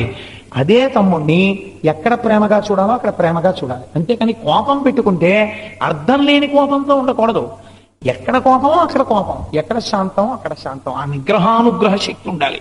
మళ్ళీ వెంటనే తమ్ముడితో అంటాడు, తమ్ముడా లక్ష్మణ, నువ్వు ఒక్కటి తెలుసుకో, నా జీవితంలో నేను ధర్మం అనుభవించిన, అర్థం అనుభవించిన, కామం అనుభవించిన, మోక్షమును పొందిన, ఈ పురుషార్థములను నా తమ్ముళ్ళు కూడా పొందినప్పుడే నేను పొందుతాను తప్ప నా తమ్ముళ్ళకి అక్కర్లేని భోగం నాకెన్నడూ అక్కర్లేదు అన్నది.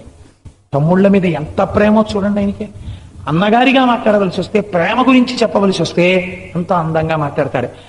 తన యొక్క స్వరూపాన్ని పాడు చేసే మాట ఉంటే అంత నిర్దాక్షిణ్యంగా మాట్లాడతాడు. మళ్ళీ ఇంకోళ్ళు వేలు పెట్టడానికి వీలు లేకుండా మాట్లాడతాడు. కులీనం వా శుచిం వా యది వా శుచిం చారిత్రమేవ వ్యాఖ్యాతి వీరం పురుషమానినం అని చెప్పాడు. అందరూ వచ్చి రాజ్యం తీసుకోమంటే మీకేమిరా మీరు చెప్తారు, చెప్పేవాళ్ళు చాలా తేలిక, ఒడ్డున కూర్చుని చెప్పేస్తారు, రామా ఆ సిద్ధాంతం ప్రకారం వచ్చాయి, ఈ సిద్ధాంతం ప్రకారం వచ్చాయి చెప్పేస్తారు. నేను వచ్చి ఒక్కసారి సింహాసనం మీద కూర్చున్నాను అనుకో, ప్రజలందరూ ఎలా ప్రవర్తిస్తారో తెలుసా? యథా రాజా తథా ప్రజ. నేను ఎలా ప్రవర్తించానో అలా ప్రవర్తిస్తారు. ప్రతివాడు అబద్ధాలు ఆడతాడు. ఎందుకు అబద్ధం ఆడావు అని అడిగాను అనుకో, 14 ఏళ్లు నేను రాజ్యమునకు రాను, నారచీరలు కట్టుకుని అరణ్యవాసం చేస్తానన్న నువ్వు వాళ్ళందరూ వచ్చి అడిగితే వెనక్కి వచ్చేయగలిగింది, మేము ఇచ్చేస్తే తప్పేమిటని అడుగుతారు. అప్పుడు నేను ఇంకా రాజ్యానికి రాజునేమిటి? ఒక మనిషి ఎటువంటి వాడు అని నిర్ణయించవలసి వచ్చినప్పుడు దేనిని ప్రధానంగా చేసుకుని నిర్ణయిస్తారో తెలుసా? చారిత్రమేవ వ్యాఖ్యాతి, వాడి నడువడిని చూస్తారు, ఆయన ఎలా ప్రవర్తిస్తూ ఉంటాడన్నది చూస్తారు. కాబట్టి ప్రవర్తన అశిధారావ్రతము, చాలా జాగ్రత్తగా ఉండాలి. కాబట్టి నేను అలా రాను, సింహాసనం మీద కూర్చోను. ఇక్కడ చూడండి ఎలా మాట్లాడతారా. మాట సౌమ్యంగా ఉంటుంది, కానీ లోపల చెప్పేటటువంటి విషయం మాత్రం చాలా కుండ బదలు కొట్టినట్టు ఉంటుంది. ఏం మొహమాటాలు ఉండవు.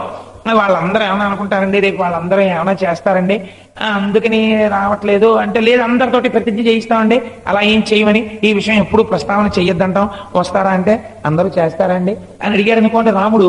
ఇంకా వాక్యం ఏమిటండి? ఎలా మాట్లాడాలో నేర్పినది రామాయణం.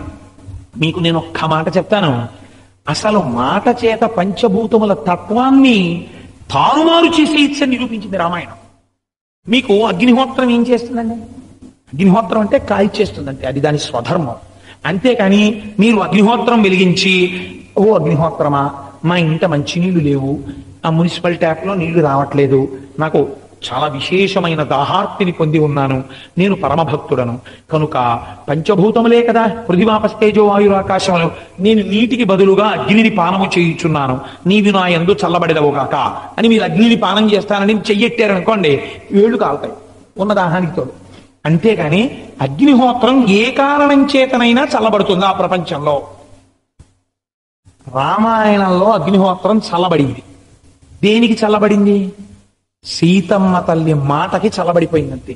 యద్యస్తి పతి శుశ్రూషాం యద్యస్తి చరితం తపః యది చాస్త్వేక పత్నీత్వం సీతో భవహనూమతః యది కించిదనుక్రోశస్తస్య మయ్యస్తి ధీమతః యది వా భాగ్యశేషో మే సీతో భవహనూమతః యది మాం తారయేదార్య సుగ్రీవః సత్యసంగరః అస్మాత్ దుఃఖాంబు సంరోధాత్ సీతో భవహనూమతః. నీకు పంచభూతముల మీద ఆ గౌరవం ఉండే, ఆ పూనిక ఉంటే అగ్నిహోత్రాన్ని ఎదురుగుండా పెట్టి ప్రతిజ్ఞ చేసి లోపల ఒక్కసారి ధ్యానం చేసి, నేను రామచంద్రమూర్తినే త్రికరణ శుద్ధిగా నమ్మిన దాననైతే హనుమ తోకకి పెట్టబడినటువంటి అగ్నిహోత్రము చల్లబడుగాక అంది. నాకు భాగ్యము మిగిలి ఉంటే హనుమ తోకకు పెట్టబడిన అగ్నిహోత్రము చల్లబడుగాక. సుగ్రీవుడు రామ సీతారాముల్ని కలపడం నిజమైతే హనుమ తోకకు పెట్టబడిన అగ్నిహోత్రము చల్లబడుగాక. చల్లబడిపోయిందంటే ఒక మాటకి తన ధర్మాన్ని నిర్వర్తించవలసిన అగ్నిహోత్రం నిర్వర్తించడం మారి చల్లబడిపోయింది. ఒక పతివ్రత వాక్కుకి అంత శక్తి ఉన్నది ఈ దేశంలో. ఒకనాడు అనసూయ తన వాక్కు చేత సూర్యాస్తమయాల్ని ఆపేసింది. తన వాక్కు చేత శంకర భగవత్పాదులు అక్కడ ప్రవహిస్తున్నటువంటి నదిని ఇలా రా అంటే ఆ నది ఇలా వచ్చిందంతే. ఒకానొక నాడు మహానుభావుడు లలితా సహస్రనామ స్తోత్రానికి భాష్యం రచించినటువంటి భాస్కరాచార్యుల వారు సూర్య భగవానుడి వంక చూసి, నేను మర్యాదగా నిన్ను ఉపాసన చేస్తే నా యందు నువ్వు ప్రీతిని చూపించలేదు కనుక ప్రపంచమునందెక్కడ సౌర విద్య లేకుండా చేసేస్తున్నానని కమండలంలో నీళ్లు పోసుకుంటే సూర్యమండలం నుంచి తడబడుతూ సూర్యుడు పరిగెత్తుకొచ్చాడు. వాక్కునకు పంచభూతములతో సహా భగవంతుడు కూడా గడగడలాడిపోయిన దేశం ఈ దేశం. వాక్కు యొక్క వైభవాన్ని నిరూపించిన దేశం ఈ దేశం. వాక్కు యొక్క శక్తిని నిరూపించినటువంటి పురాణాలు మన పురాణాలు. వాక్కు యొక్క వైభవాన్ని నిరూపించిన ఆది కావ్యం రామాయణ కావ్యం. మీరు ఆ కోణంలో రామాయణాన్ని ఒక్కసారి పరిశీలన చెయ్యండి. రామాయణంలో మీకు ఎక్కడ చూసినా వాక్కు యొక్క వైభవమే గోచరమవుతుంటుంది. వాక్కు అన్ని వేళలా అలా అవతల వారిని మారుస్తుందా? మీరు ఒక్క విషయం బాగా జ్ఞాపకం పెట్టుకోవాలి. మార్చడానికి అవతల వ్యక్తి యందు సంస్కార బలం ఉండాలి. సంస్కార బలం లేదనుకోండి, మీరు అటువంటి వ్యక్తి దగ్గరికి వెళ్ళి ఎన్ని చెప్పినా వాడి యందు మార్పు రాదు. రామకృష్ణ పరమహంస ఒక మాట చెప్తారు, సుత్తి మేకే మీరు పట్టుకెళ్ళి మేకుని కొట్టడానికి ఒక బీన్ మీద పెట్టి కొట్టారనుకోండి, ఎంత సుత్తి పెట్టి ఎంత నైపుణ్యంతో మీరు కొట్టినా మేకు వంగిపోతుంది. అసలు మేకు దిగాలంటే గోడకి కొంచెం గుల్లతనం ఉండాలి. అసలు భగవంతుడి గురించి విని మన జీవితాన్ని కొంచెం మార్పు చేసుకుందామన్న ధోరణి ఏమాత్రమైనా ఉంటే చెప్పినటువంటి మాటలు వాడి యందు ఫలిస్తాయి తప్ప. మహానుభావుడు భాగవతంలో పోతన గారు అంటారు, కృతజ్ఞమావళి బంధుత్వంబులు లుబ్ధ ద్రవ్యంబులు నపుంసక వధూకాంక్షల్ ఇలాంటివి దేనికి పనికొస్తాయి? పూర్ణాహుతైపోయినటువంటి యజ్ఞంలోకి పట్టుకెళ్ళి ఆ బూడిదలో నెయ్యి పోసాడు ఎవడో, హవిస్సు ఇచ్చిన ఫలితం వస్తుందా? మహాలుబ్ధుడు, తన జ్వరం కూడా ఎవరికి అప్పివ్వడం. అలాంటి వాడి దగ్గరికి వెళ్ళి మీరు ఏదైనా అడిగారనుకోండి, వాడు ఎంత కోటీశ్వరుడైతే ఎవడకి కావాలి? వాడి స్కూటర్ వాడు దొప్పుకోడు, సైకిల్ దొప్పుకుంటాడు. ఇంకా వాడు మీకేం ఇస్తాడు? వాడు పైసా ఇవ్వడు.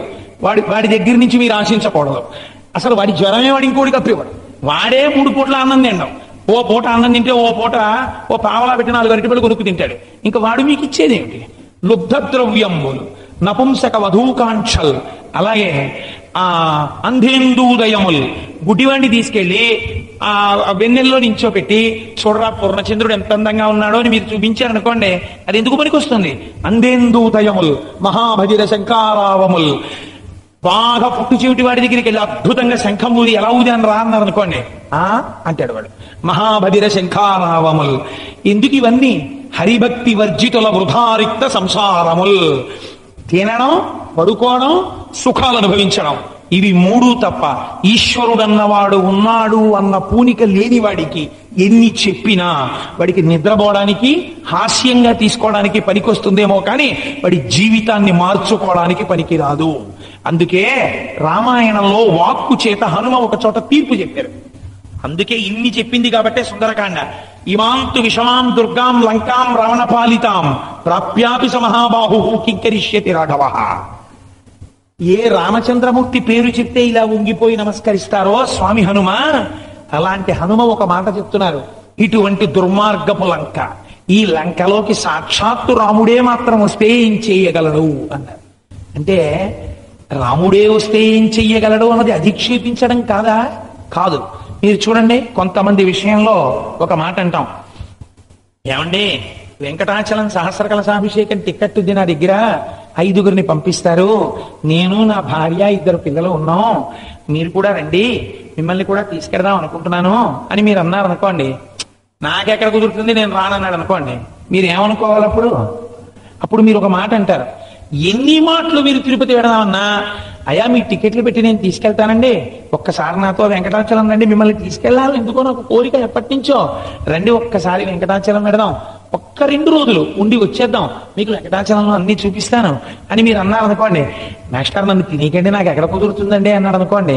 10 మాటలు వింటారు, 11వ మాట మీరు ఏమంటారు? ఏమన్నా వెంకటేశ్వర స్వామి గారే వచ్చి ఎదురుగుండా నిలబడినా వీడికి నమస్కరించడానికి టైం దొరకదండి అంటారు. అనరండి, మీరు అనగాలేంది హనుమంటే తప్పు వచ్చిందా? రాముడే వచ్చినా ఈ లంక మారదు. నిజమా కాదా? రాముడు వచ్చాడా రాలేదా? వచ్చాడు. ప్రాణాలు వేశాడా లేదా? వేశాడు. అందరూ చచ్చిపోయారా లేదా? చచ్చిపోయారు. చెప్పేశాడు హనుమ, మండిత విస్ఫులింగ విషమజ్వలితానల కీలలు వబ్జగర్భాండము నిండ రామ వసుధాదిపుడేశుడు వజ్ర సాధనా ఖండిత పంక్తి కంఠ పణకంఠ పురంకిత శైలచాలనొద్దండ బల ప్రచండ పురదండ విఖండన చండకాండములు. ఆ రాముడే వచ్చి తన బంగారు కోదండము నుంచి వినిర్ముక్తమైన బాణముల చేత లంకా పట్టణపు ఆకాశాన్నంతటినీ కూడా ఆచ్ఛాదించేస్తే ఆ అగ్ని జ్వాలయందు లంక కాలిపోతున్నప్పుడు రావణాను వెళ్ళి నన్ను రక్షించమంటే నీ మాట వినేవాడు ఉండడు, నీ 10 తలలు తెగిపోతాయని చెప్పారు. వినలేదు వాళ్ళు. అందరూ చచ్చిపోయారు. జెండా పడిపోయింది, సారథి పడిపోయాడు, గుర్రాలు తెగిపోయాయి, రథం భిన్నమైపోయింది. తాను భూమి మీద నిలబడిపోయాడు. ఎదురుగుండా రాముడున్నాడు. అలిసిపోయావు, హో నేటికి ఉంటే ఉన్నావు, ఇంటికి పోయి విశ్రాంతి తీసుకో అన్నాడు. రామాయణం అంతా మారిపోవడానికి ఒక ఘట్టం వచ్చింది అక్కడ. ఇది మీరు చాలా జాగ్రత్తగా గమనించాలి. కాకాసురుడు అన్ని లోకాలు తిరిగి మళ్ళీ సీతారాములు ఉన్న చోటుకు వచ్చి పడిపోయాడు. రామాయణంలో లేదు కానీ వేరొక పురాణంలో ఉంది. కాళ్ళు రాముడి వైపుకు పట్టి పడిపోతే సీతమ్మ తల్లి ఆ కాళ్ళు పట్టుకు తిప్పింది అని. రామాయణంలో లేదు, వాల్మీకి కాదు. తన మ్రోలకు వచ్చి పడిపోయినందుకు శరణాగతి కింద తీసుకున్నాడు రామచంద్రమూర్తి. తీసుకుని బ్రహ్మాస్త్రం వదిలేను కనుక ప్రాణముతో సమానమైనది ఏదో ఒకటి వదిలిపెట్టి ఉన్నాడు. తన కుడి కన్నుని ఇచ్చేసి ప్రాణాలు రక్షించేసుకున్నాడు కాకాసురుడు. రావణాసురుడు కొన్ని వేల గజాలు నడిచి అంతఃపురానికి వెళ్ళిపోయాడు. రాముడు అలా ఎదురుగుండా నిలబడి ఉండగా రథంలో 10 అడుగులు ఇలా తిరిగి ముందుకేసి ఇంకెందుకు పోనే పోయాడు ఇంద్రజిత్, పోనే పోయారు తమ్ముళ్ళు అందరూ. కుంభకర్ణుడు వెళ్ళిపోయాడు. ఆ మొత్తం సైన్యం వెళ్ళిపోయింది. ఇంకెందుకు నా బతుకు, కనీసం పాప నివృత్తి, ఒక్కసారి కాళ్ళ మీద పడిపోదామని పడిపోయి ఉంటే రామాయణం వేరుగా ఉండేది. వాడు 10 అడుగులు రాముడి వైపుకు వేయలే, 10,000 అడుగులు అంతఃపురం వైపు వేశాడు. మీరు చూడండి, జీవితంలో రామాయణంలో ఈ సందర్భం ఏమిటో తెలుసా అండి? 30, 40, 50, 60 కాలగతిలో వయస్సు వెళ్ళిపోతుంటుంది. భూజ్యుడి కాళహస్తీశ్వర శతకంలో శూలం పెట్టి పొడిచి అడుగుతాడు, ఆ తల వెంట్రుకలు కురుల్ వెల్వెల్లగానప్పుడే చింతింపన్వల మీ పదంబుజములన్ శ్రీకాళహస్తీశ్వర.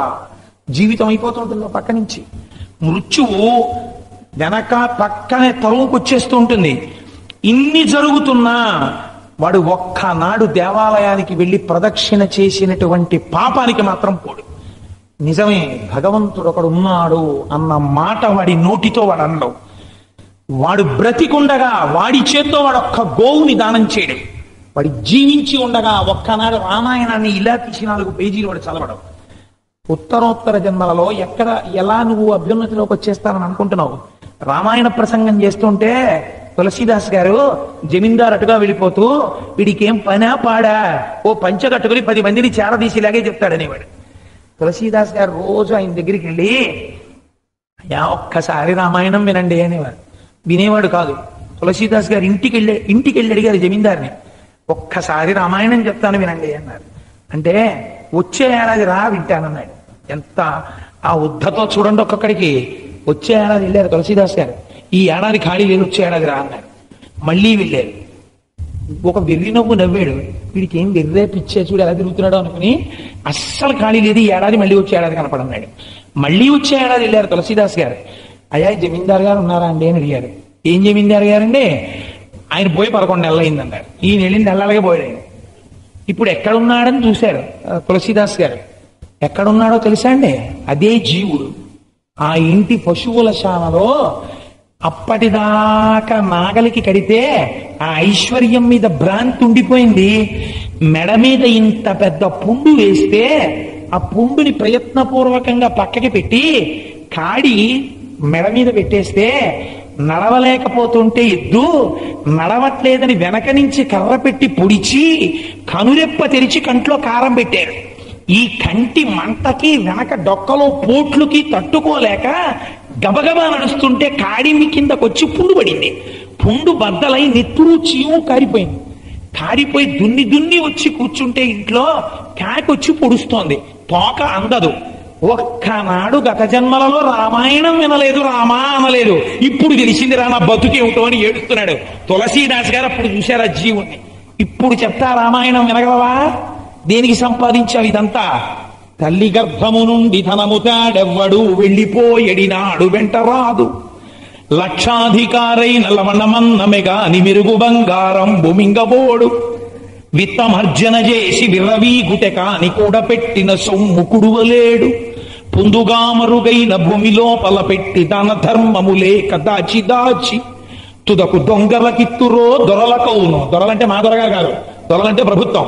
తుదకు దొంగలకిత్తురో దొరలకవును తేనె జుంటీగలీయవా తెరువరులకు భూషణ వికాస శ్రీధర్మ పురనివాస దుష్ట సంహార నరసింహ దురిత దూర. ఏమిటి పట్టుకెళ్ళాయిరా? నువ్వు పట్టుకెళ్లేది లేదు. మనుష్య జీవితంలో వచ్చినందుకు కాలాన్ని సద్వినియోగం చేస్తున్నావా? పూనికతో వింటున్నావా? నీ జీవితాన్ని మార్చుకునే ప్రయత్నం ఏదైనా చేస్తున్నావా? ఏమినాడు ఎంత గొప్ప వాక్కులైనా అవి సముద్రములో పడినటువంటి వర్షమే, ఉప్పు నీరైపోవలసింది. వాటి వలన ఏ ప్రయోజనము ఉండదు.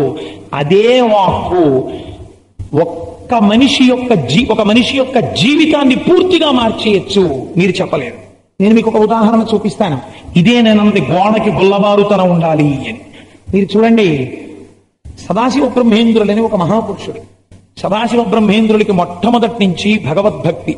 ఆయన సన్యసిస్తాడేమోనని భయపడి వివాహం చేసేశారు తల్లిదండ్రులు. భార్య కాపరానికి వచ్చింది. కాపరానికి వస్తే ఇంట్లో మంచి సంబరం చేసి ఆ పిండి వంటలు అవి చేస్తూ వంట చేస్తున్నారు. సదాశివ బ్రహ్మేంద్రులు నేను సంసారంలో దిగడమా జ్ఞానములో ఉండడమా అని ఆలోచిస్తూ ఆకలేసి వంటింటి దగ్గరికి వెళ్ళారు. అమ్మా, నాకు చాలా ఆకలిస్తోంది, కొద్దిగా అన్నం పెట్టండి అన్నారు. ఇంకా పిండి వంటలు పూర్తి కాలేదు, బయటే ఉండు అని వినపడింది. నాకు పిండి వంటలు అక్కర్లేదు, ఇంత అన్నం పెట్టండి చాలు అన్నారు. ఇంకా తయారు కాలేదు, లోపలికి రావద్దు అని వినపడింది. అత్తగారే ఆ మాట అన్నది, లోపలికి రావద్దు. ఇది సదాశివ బ్రహ్మేంద్రుడికి వేరుగా వినపడింది. సంసారములోకి అడుగు పెట్టావా, అయిపోయింది నీ పని, ఇంకా లోపలికి రావద్దు, ఇంకా తయారు కాలేదు, నీకు కొంచెం టైం ఇచ్చాం అంతే. వెనక్కి తిరిగి వెళ్ళిపోయారు. ఆ వెళ్ళిపోయిన సదాశివ బ్రహ్మేంద్రుడు మహాజ్ఞాని అయిపోయారు. ఎంతటి మహాజ్ఞాని అయిపోయారంటే వారి నోటితో కాని వారి కంటితో కాని చూడటమే. ఆయన వెళ్ళిపోతుంటే కొయ్య బొమ్మ వెళ్ళిపోతున్నట్టు వెళ్ళిపోతుండేవారు. ఒకనాడు ఆయన వెళ్ళిపోతుంటే బళ్ళల్లో కట్టెల మోపులు తీసుకెళ్లే వాళ్ళు చూసి ఏమిటో కొయ్య బొమ్మ వెళ్ళిపోయినట్టు వెళ్ళిపోతుంటాడని కట్టెలు తీసుకొచ్చి ఆయన మెడ మీద పెట్టారు. పెట్టి అవి తీసుకెళ్లి బండిలో వేయి అన్నారు. బండిలో వేసేసి చూశారు, అన్ని కట్టెల మోపులు అయిపోయిన తర్వాత ఇంకా వెళ్ళన్నారు. సదాశివ బ్రహ్మేంద్రులు మెడ తుడి చేసుకుని వెళ్ళిపోతున్నారు. అగ్నిహోత్రుడు చూశాడు పంచభూతాల్లో నుంచి. గురే, అంతటి బ్రహ్మజ్ఞాని మీకు కొయ్య బొమ్మలా కనబడ్డా? ఆయనతో కట్టెలు మోయించారా? చూడండి ఏం చేస్తానో అన్నాడు. ఉత్తర క్షణం నిప్పు లేకుండా బళ్ళల్లో ఉన్నటువంటి ఆ కట్టెలతో సహా బళ్ళన్నీ కాలిపోయి బూడిదైపోయి. అప్పుడు తెలుసుకుని సదాశివ బ్రహ్మేంద్రుల యొక్క కాళ్ల మీద పడ్డారు. తర్కశాస్త్రంలో ఆయనతో ఎవ్వరూ వాదించలేకపోయేవారు. ఒకనొక నాడు ఇంకా ఈయన ఉంటే మనం వాదించలేమని గురువు గారికి వెళ్ళి చెప్పారు. కంచిపీఠంలో ఉన్నటువంటి మహానుభావుడు పరమశివేంద్ర సరస్వతి స్వాముల వారు ఆయన గురువు గారు. ఆయన ఒక మాట అన్నారు, సదాశివ నీకు మౌనం అన్నది ఉండదా అని అడిగారు. గురుదేవా, ఇక ఈనాటి నుంచి నా నోరు విప్పను అన్నారు. ఆయన శరీరాన్ని విడిచిపెట్టేసేంత వరకు ఇక సదాశివ బ్రహ్మేంద్రులు నోరు విప్పి మాట్లాడారు. మాట జీవితాల్ని మార్చేసింది కొంతమందిది. మీరు చూడండి, మాట మాట్లాడగలిగినటువంటి నైపుణ్యం ఎలా ఉండాలో దాన్ని రెచ్చగొట్టకుండా మాట్లాడగలిగినటువంటి సంస్కారం యువతల వాళ్ళలో కూడా ఉండాలి. అవతలవాడు మహాసంస్కారవంతుడు, ఆయన ఏదో మాట్లాడుతున్నాడు, ఆయన్ని చేతకాని వాళ్ళ మీరు రెచ్చగొట్టేశారనుకోండి, ఆయన కూడా ఆఖరికి నోటి వెంట ఉద్ధరితో కూడిన మాట వచ్చేస్తుంది. అలా రాకుండా యువతల వారికి కూడా సంస్కారం ఉండాలి. మీకు నేను ఇలాంటి సందర్భం ఒకటి చూపిస్తాను. వాక్కు గురించి రామాయణంలో ఆ సుగ్రీవుడు వర్షాకాలం వెళ్ళిపోగానే అన్ని దిక్కులకి వానరాల్ని పంపించి సీతమ్మ జాడ కనిపెడతానన్నాడు. పంపడం మరిచిపోయాడు. హాయిగా విశ్రాంతి తీసుకుని ఇటు రొమ్మతో అటు తారతో సుఖాలను అనుభవిస్తున్నాడు. రామచంద్రమూర్తికి తెలిసింది, వేళ దాటిపోయింది, సుగ్రీవుడు వానరాల్ని పంపించట్లేదు. ఆ రోజున రామచంద్రమూర్తి లక్ష్మణుడి దగ్గర చేసిన ప్రసంగం చదివితే కన్నుల నీరు రాని వాళ్ళు ఉన్నారు. కన్నుల నీళ్లు వస్తాయి. అలా మాట్లాడారు కిష్కింధకాండలో. మాట్లాడి లక్ష్మణుడు ఊగిపోతున్నాడు అన్నయ్య యొక్క బాధ చూసి. మాట్లాడడం అంటే లక్ష్మణుడికి రాముడికి ఎంత తేడా ఉంటుందో చూడండి. రాముడు అన్నాడు, సంకుచిత పంథా యనవాలీహతోగత సమయేతిష్ట సుగ్రీవ మవాలి పథమన్వగా. లక్ష్మణ, ఈ మాట వెళ్ళి చెప్పు అన్నాడు. ఏమని? సుగ్రీవ, నువ్వు ఉపకారం చేస్తాను అని చెప్పి ప్రత్యుపకారం చేయడం మర్చిపోయావు. హాయిగా భోగాలు అనుభవిస్తున్నావు. నువ్వు ధర్మం తప్పిపోయావు. కాబట్టి నీకు కూడా శిక్ష వెయ్యవలసి ఉంటుంది. వాలి వెళ్ళిపోయినటువంటి మార్గం ఇంకా మూసెయ్యలేదని గుర్తుపెట్టుకో. అంటే ఏమిటి దాని అర్థం? వాలి మరణాన్ని పొందాడు రాముడి చేతిలో. నిన్ను చంపేస్తాను అని నోటితో అనడం. మిత్రుడే. వాలి వెళ్ళిన మార్గం మూసుకుపోలేదు అంటాడు. అమ్మ చూడండి, పిల్లాడు రాత్రి 8 గంటలకు రావాల్సిన వాడు 9 గంటలైనా రాలేదనుకోండి, ఏమండి పిల్లాడి కారు కింద పడిపోలేదు కదా అందో. ఏమండి పిల్లాడికి ఏం అవలేదు కదా అంటుంది. తల్లితనం అమంగళకర వాక్కు నోటి వెంట రాకుండా నిగ్రహిస్తుంది. ఆడదాని నోటి వెంట అసలు రాకూడదు అమంగళకర వాక్కులు. ఎందుకంటే స్త్రీ సంస్కారమునకు పెట్టింది పేరు. స్త్రీనేటువంటి వచ్చేటటువంటి మాట మరింత మంగళకరంగా ఉండాలి. లక్ష్మణుడు విని, అన్నయ్య నేను వెడుతున్నానని అసలు వెళ్ళాడు. ఏదో పుట్టలోంచి త్రాచుపా వచ్చినట్టు వెళ్ళిపోయాడు. ఆ రోజున కిష్కింధలోకి ఊగిపోతున్నాడు. ధనుష్టంకారం చేశాడు. చేస్తే ఇంత మధిరామత్తుడై పడుకున్న సుగ్రీవుడు ఉలిక్కి పడ్డాడు. ఇప్పుడు ఎవరు మాట్లాడగలరు లక్ష్మణుడితోటి? తారని పిలిచి, తారా నువ్వు వెళ్ళి మాట్లాడన్నాడు. తార వచ్చింది. మాట్లాడడంలో నైపుణ్యం అంటే చూడండి. తార దగ్గర ఆవిడంది, ఏమిటో లక్ష్మణ అంత కోపం అయిపోతున్నావు? సుగ్రీవుడు ఎవరనుకుంటున్నావు? కేవలం వానరం. ఆయనకి ఇన్ని సంవత్సరాల నుంచి ఆ కొండ మీద అలా పడున్నాడో తెలుసా? రాజ్యసుఖం మరిచిపోయాడు. భార్యాబిడ్డలతో కలిసి ఉండడం మర్చిపోయాడు. ఇన్ని కష్టాలు పడ్డాడు. మీ అన్నయ్య ఇచ్చిన భాగ్యం చేత ఇన్నాళ్లకి సుఖాలు అనుభవించడం మొదలుపెట్టాడు. ఆ సుఖాలు అనుభవించడంలో వేళ దాటిపోయిందని గుర్తించలేకపోయాడు. ఒక వానరుడు చేసింది తప్పిదమే, తప్పు కాదని నేను అన్ను, పరమ తప్పు. అయినా మిత్రుడివి ఓర్చుకోవాలి. కానీ అంత కోపం అయిపోతే ఎలాగో? ఎంత అనునయంగా మాట్లాడుతుందో చూడండి. ఇంత అనునయంగా మాట్లాడుతున్నా కూడా కొంచెం కోపంతోనే ఉన్నాడు ఆ లక్ష్మణుడు. కోపంతో ఉంటే తార మాట్లాడడంలో ఉండేటటువంటి నైపుణ్యం చూడండి. ఆవిడ ఒక శ్లోకం చెప్పింది. ఆవిడంది, నేను కిష్కింధకాండ చదివి ఎంతో కాలం అయిపోయింది. ఆవిడంది, ప్రాప్తకాలం నజానాతి విశ్వామిత్ర తపోధన విశ్వామిత్ర యథాముని. ఏమయ్యా, మీ గురువు గారు అని చెప్తారు కదా విశ్వామిత్రుణ్ణి. విశ్వామిత్రుడంతటి వాడు రాజ్యకాంక్షతో ఉన్నవాడు కాడు. రాజ్యాన్ని వదిలిపెట్టి తపస్సు చేసుకుందామని వెళ్ళినవాడు. మేనక కనపడితే కాలం ఇంత అయిపోయిందని తెలియకుండా మేనకతో కామసుఖ పరవశానికి లోనైపోయి తన తపస్సుని మరిచిపోయాడు. విశ్వామిత్రుడంతటి మహాత్ముడే అలా మరిచిపోయాడే. ఒక వానరుడు ఇన్నాళ్ళకి సుఖాలు దొరికితే ఒక స్నేహితుడికి ఇచ్చిన మాట మరిచిపోతే అందులో పెద్ద విశేషం ఉందా? దానికి అంత కోప్పడాలా? నీ మాట ఇక్కడ ఎవరు కాదన్నారు? నువ్వు చెప్తే చెయ్యమన్నావా? ధర్మం తప్పుతామన్నావా? నేను ఇప్పుడు ఉపకారం చెయ్యమన్నావా? నీ స్నేహితుడి మాట గుర్తు పెట్టుకోవద్దా? ఇప్పుడు ఎలా తిరగబడి దెబ్బలాడతాడు చెప్పండి లక్ష్మణుడు. ఎవరిని తీసుకొచ్చింది ఇప్పుడు ఆవిడ సంవాదంలోకి? విశ్వామిత్రుడిని తీసుకొచ్చింది. గురువు గారు వచ్చారు. ఇప్పుడు గట్టిగా ఏమైనా మాట్లాడింది అనుకోండి, విశ్వామిత్రుడి గురించి, ఆయన క్రోధం గురించి ఇవన్నీ మాట్లాడడం మొదలెట్టింది అనుకోండి, కోరి ఆ గురువు గారి నింద చేయిస్తున్నట్టు అవుతుంది అలా అవతల ఆడితోటి. ఇంతవాడు ఏమైపోయాడో తెలుసా అండి? ఇంక ఇప్పుడు మనం మాట్లాడకూడదు, మన గురువు గారిని తీసుకొచ్చింది లేనిపోయిన కూడా అని చెప్పి గభావ తల ఉంచేసుకున్నాడు. ఉంచేసుకోగానే ఎందుకు అభ్యంతరం ఏమిటి? లోపల పడుకుంటే మాత్రం బెడ్రూమ్ లో నువ్వు మిత్రుడి శయనాగారంలో కూడా వెళ్ళవచ్చు. రా, అలా నిలబడిపోతానే, రా అని లోపలికి తీసుకెళ్ళి ఉలిక్కిపడి లేచి నమస్కారం చేసిన అది తప్పే అని సుగ్రీవుడు మాట్లాడాడు. నీ వంటి మిత్రుడు దొరకడం నా అదృష్టం. నేనే కొంచెం ఎక్కువగా మాట్లాడాను కోపంలో, నన్ను క్షమించు అన్నాడు లక్ష్మణుడు. ఎంత అందంగా మాట్లాడిందో చూడండి తార కిష్కింధకాండలో. అంత ఆగ్రహంలో ఉన్నటువంటి లక్ష్మణమూర్తి మీద ఇలా నీళ్లు పట్టుకుని చల్లేసిందంటే, చల్లేసి పడగొట్టేసింది. ఈ వాక్కు యొక్క నియమము, బ్రహ్మచర్యము ఎంత గొప్పవో రామాయణం చూపిస్తుంది. ఉత్తరాఖండలో అగస్త్యాది మహర్షులు రాముడి దగ్గరికి వచ్చి రావణాసురుడి గురించి మాట్లాడితే అగస్త్యుడు అన్నాడు, రావణుడు గొప్పవాడు కాడు రామా, రావణుడి కన్నా గొప్పవాడు నిజానికి ఇంద్రజిత్. ఇంద్రజిత్తుని లక్ష్మణుడు నిగ్రహించడం చాలా గొప్ప విశేషం అన్నాడు. ఇంద్రజిత్తుని లక్ష్మణుడు దేని వలన నిగ్రహించగలిగాడు? మీరు బాగా ఆలోచించండి. ఇంద్రజిత్తుని లక్ష్మణుడు నిగ్రహించడానికి కారణం ఏమిటో తెలుసా అండి? 14 సంవత్సరముల బ్రహ్మచర్యము, అన్నావుదినల యొక్క ఈశ్వర స్వరూప శుశ్రూష, అన్నగారు వదినగారు దగ్గర ఉన్నప్పుడు వాళ్ళని 1000 కళ్ళతో పహరా కాయడం తప్ప ఎక్కువ మాట్లాడకుండా పరమ మౌనంతో ఉండడం.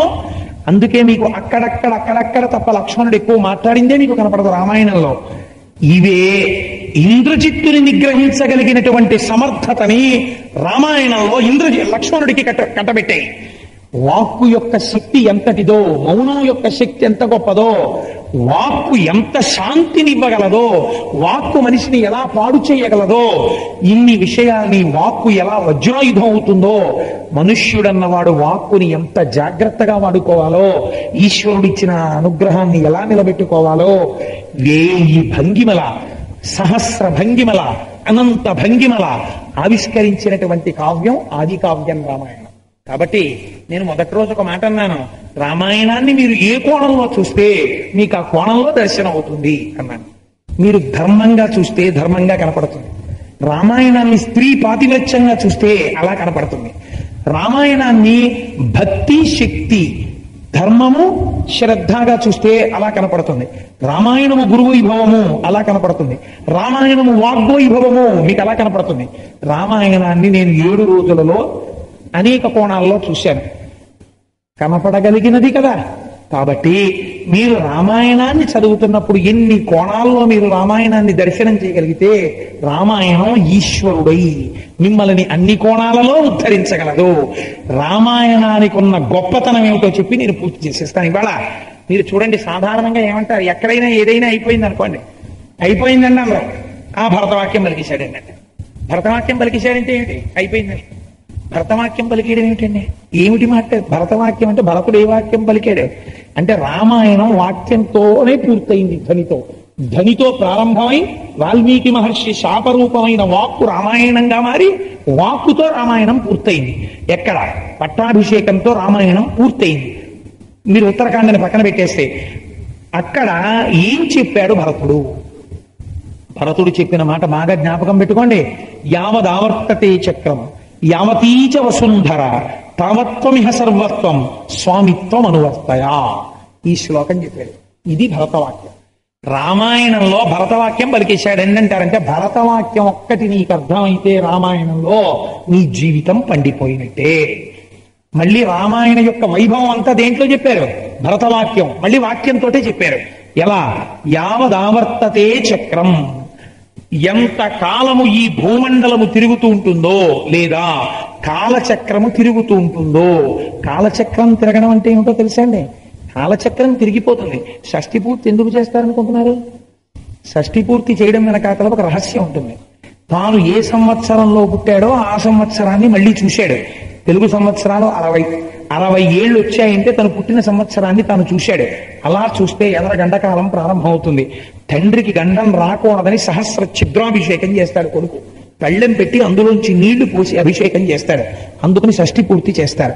కాలం తిరుగుతూ ఉంటుంది. చూడగలిగిన అదృష్టం నీకు ఎవడనుగ్రహించాడు? ఈశ్వరుడే. అందుకే ఎప్పుడూ మంగళకర వాక్యం ఏమిటో తెలుసా అంటే ఆయుష్మాన్ భవ. ఆయన 10 కాలాలు బ్రతకాలనే మీరు మంగళాశాసనం చేయాలి. శతమానం భవతి శతాయు పురుషస్యతేంద్రియ ఆయుష్ దేవేంద్రియే ప్రతిష్టతి. 100 ఏళ్లు జీవించదవుగాక అనాలి. మీరు చూడండి, ఇది భరతవాక్యం. యావదావర్తతే చక్రం, కాలచక్రము ఎంత కాలము తిరుగుతుందో. కాలచక్రము తిరుగుట అనగా ఏమి? ఇందులో ఒక రహస్యం ఉంది. కాలచక్రం తిరగడం అంటే ఏమిటో తెలుసా అండి? కేవలం కాలం వెళ్ళిపోవడం కాదు. చక్రం తిరిగితే ఏమవుతుంది? ఏది మీకు కనపడిందో అది మళ్ళీ వెళ్ళిపోతుంది. వెళ్ళిపోయి మళ్ళీ ఏమవుతుంది? కొంతకాలానికి మళ్ళీ కనపడుతుంది. కాలచక్రమునందు మీకు ఇలా కనపడే పళ్ళు కొన్ని ఉన్నాయి. ఏమిటా పళ్ళు? ఆ చక్రంలో ఋతువులు. ఏమిటి తిరుగుతాయి ఋతువులు? వసంత ఋతువుతో మొదలుపెట్టి వసంత ఋతువు, గ్రీష్మ ఋతువు, వర్ష ఋతువు, శరద్ ఋతువు, హేమంత ఋతువు, శిశిర ఋతువు, ఇలా 6 ఋతువులు తిరుగుతుంటాయి. ఋతువులు రాలేదనుకోండి ఏమవుతుంది? ఎప్పుడు గ్రీష్మ ఋతువు ఉండిపోయింది అనుకోండి, ఎండలు మెండుగా కాసేసి ఎప్పుడు టెంపరేచరే అనుకోండి, అసలు భూమి మీద పంటలు ఎలా పండుతాయి? వర్షాలు లేవు, ఇంకా భూమి మీద అసలు జీవరాశి పెరగదు, ఎవ్వరూ ఆ వేడి తట్టుకోలేరు. కాబట్టి మళ్ళీ కొంతకాలానికి ఏమవుతుంది? వర్ష ఋతువు, వర్షాలు పడతాయి. వర్షం పడితే ఏమవుతుంది? మళ్ళీ సస్యవృద్ధి, మళ్ళీ పంటలు పండుతాయి. మళ్ళీ పంటలు వచ్చిన తర్వాత ఏమొస్తుంది? శరదృతువు, మంచి వెన్నెల కాస్తుంది. ఇప్పుడు మీరు అనుష్ఠానం చేయాలి బాగాను. ఇప్పుడు శరన్నవరాత్రులు వస్తాయి, అమ్మవారి అనుగ్రహం ప్రసరిస్తుంది బాగా. అందుకని శరదృతువు, తర్వాత హేమంత ఋతువు, మంచు విస్తారంగా పడుతుంది. ఇలా ఒక్కొక్క ఋతువు తిరుగుతుంటే మీకు ఒక్కొక్క ప్రయోజనం కలుగుతుంది. మళ్ళీ తిరిగేది వస్తుంది, మళ్ళీ వసంత ఋతువు. ఇలా తిరగడానికి ఏదో ఆధారం? మళ్ళీ చైత్ర వైశాఖ జ్యేష్ఠ ఆషాఢ శ్రావణ భాద్రపద ఆశ్వీజ కార్తీక మార్గశీర్ష ఏంటి పాల్గొన మాసములు, మళ్ళీ మీకు మాఘ పాల్గొన మాసములు, దానికి ఆధారం 12. ఈ 12 మిమ్మల్ని మీరు ధరించుకోవడానికి ఎలా? రాజ్యమునందు తిరుగుతోంది, బాగానే ఉంది, ఆహారం వస్తోంది. మీకు లోపల ఎలా తిరగాలి? రెండుగా తిరగాలి. ఉత్తరాయణం, దక్షిణాయనం. దక్షిణాయనంలో ఏం చేయాలి? ఉపాసన. ఉత్తరాయణంలో ఏం చేయాలి? ఆయనతో పాటు పుస్తక విమానం ఎక్కి ఉత్తర దిక్కుకి వెళ్ళిపోవాలి పట్టాభిషేకానికి. కాబట్టి యావదావర్తతే చక్రం యావతీచ వసుంధర. ఈ భూమి ఎంతకాలం ఉంటుందో, ఎంత ప్రాజ్ఞుడు కానివ్వండి, నేను 12 PhDలు ఉన్నాయండి అన్నవాడు కానివ్వండి, నేను కోట్లకి పడగలెట్టానండి అన్నవాడు కానివ్వండి, నేను ఈ భూమండలాన్ని గెలిచానన్నవాడు కానివ్వండి, భూమిని బెత్తడు పెంచిన వాడు ఉన్నాడా? బెత్తడు తగ్గించేసిన వాడు ఉన్నాడా? పెంచినవాడు లేడు, తగ్గించిన వాడు లేడు. అదే భూమి ఎప్పుడూ ఉన్నది. ఈ భూమిలోంచే ఇన్నిసార్లు పంటలు పండుతున్నాయి. ఈ భూమి ఇలా ఉండేట్టు చూసిన వాడెవరో, దానిలోంచి పంటలు వచ్చేట్టు చేసిన వాడెవరో. అందుకని యావదావర్తతే చక్రం యావతీచ వసుంధర తావత్వమిహ సర్వత్వం. ఈ భూమిలోంచి వచ్చిన పంట, పాడి, ఐశ్వర్యం, ఈ గనులలోంచి వచ్చిన సంపత్తి, నా ఇంట ఉన్న ఐశ్వర్యం, కాలమునందు పెరిగిన నేను, నా శక్తి, నా బిడ్డలు, నా మనవలు, నా భార్య, నా తల్లిదండ్రులు, ఈ లోకం, ఇవన్నీ కూడా దేని యందున్నాయి? నీ యందున్నాయి. వీటికన్నిటికీ ఎవరు స్వామి? వీటికన్నిటికీ అధినాథుడవు రామా నీవు. స్వామిత్వం అనువర్తయా, నీవు స్వామివి, నేను భృత్యుడను. స్వామికి ఏది ఆనందం? స్వామి తన దగ్గర ఒక భృత్యుడు ఉంటాడు, ఒక సేవకుడు. ఆయన ఏం చేస్తాడు? అయ్యో మన దగ్గర పనిచేసేవాడు కదండి అని చెప్పి తాను ఒక మధుర పదార్థాన్ని వండుకొని తాను తింటున్న మధుర పదార్థంలోంచి కొంచెం పరమాన్నం ఆవిడికి కూడా పెడతాడు. ఆ భృత్యుడు ఏం చేస్తాడు? ఆ సేవకుడు ఆ జీడిపప్పు, కిస్మిస్ పళ్ళు అన్ని వేసి నైవేద్యం పెట్టినటువంటి ప్రసాదం, వాళ్ళ ఇంట్లో ప్రసాదం దొరకడం అంటే అదృష్టంగా భావిస్తారు. ఆ సేవకుడు ఏం చేస్తున్నాడు? రోజు ప్రసాదాలు తినగలుగుతున్నాడు. అమ్మా నా అదృష్టం అమ్మా, మీ ఇంట్లో పనిచేసినందుకు రోజు ప్రసాదం తినగలుగుతున్నానమ్మా, మీరు నైవేద్యం పెట్టిందన్నాడు. వాడు అలా ఆనందపడుతుంటే చూసి వాడి ఆనందమును చూసి తాను ఆనందించాడు యజమాని. ఎవరిది పరమాన్నం? తనది. తన పరమాన్నం వాడికిస్తే వాడు ఆ పరమాన్నం తిని ఆనందిస్తే వాడి ఆనందమును చూచి ఆనందించిన యజమానిలా కాలచక్రము నీదై, భూమి నీదై, సమస్తము నీదై, నీదైన దానిని నాకిచ్చి నేను అనుభవించి ఆనందిస్తే నా ఆనందమును చూసి ఆనందించేటువంటి పరాత్పరుడవైన ఓ రామా స్వామి, ఇది నీకు చెందినది. నేను సర్వకాలములకు నేను నీకు భృత్యుడను. ఇది పట్టాభిషేకం. ఎంత కాలము మీరు సీతారాములలా పట్టాభిషేకం చేసుకుని మీ సింహాసనంలో ఉన్నారో, ఇక్కడ మీరు కూర్చోపెట్టగలిగారో, అంతకాలము మీరు రాముని చేత రక్షింపబడిన వారు కనుక, నేను రాముడికి చెందిన వాడనన్నారు కనుక తన వస్తువుని తానే రక్షించుకుంటాడు. ఆయనే మీ యందు కృప వహిస్తాడు. యావదావర్తతే చక్రం యావతీచ వసుంధర తావత్వమిహ సర్వత్వం స్వామిత్వం అనువర్తయా. కాబట్టి ఇప్పుడు రామాయణం ఎంతో పూర్తయిపోయింది, పట్టాభిషేకమునందు భరతవాక్యంతో పూర్తయిపోయింది.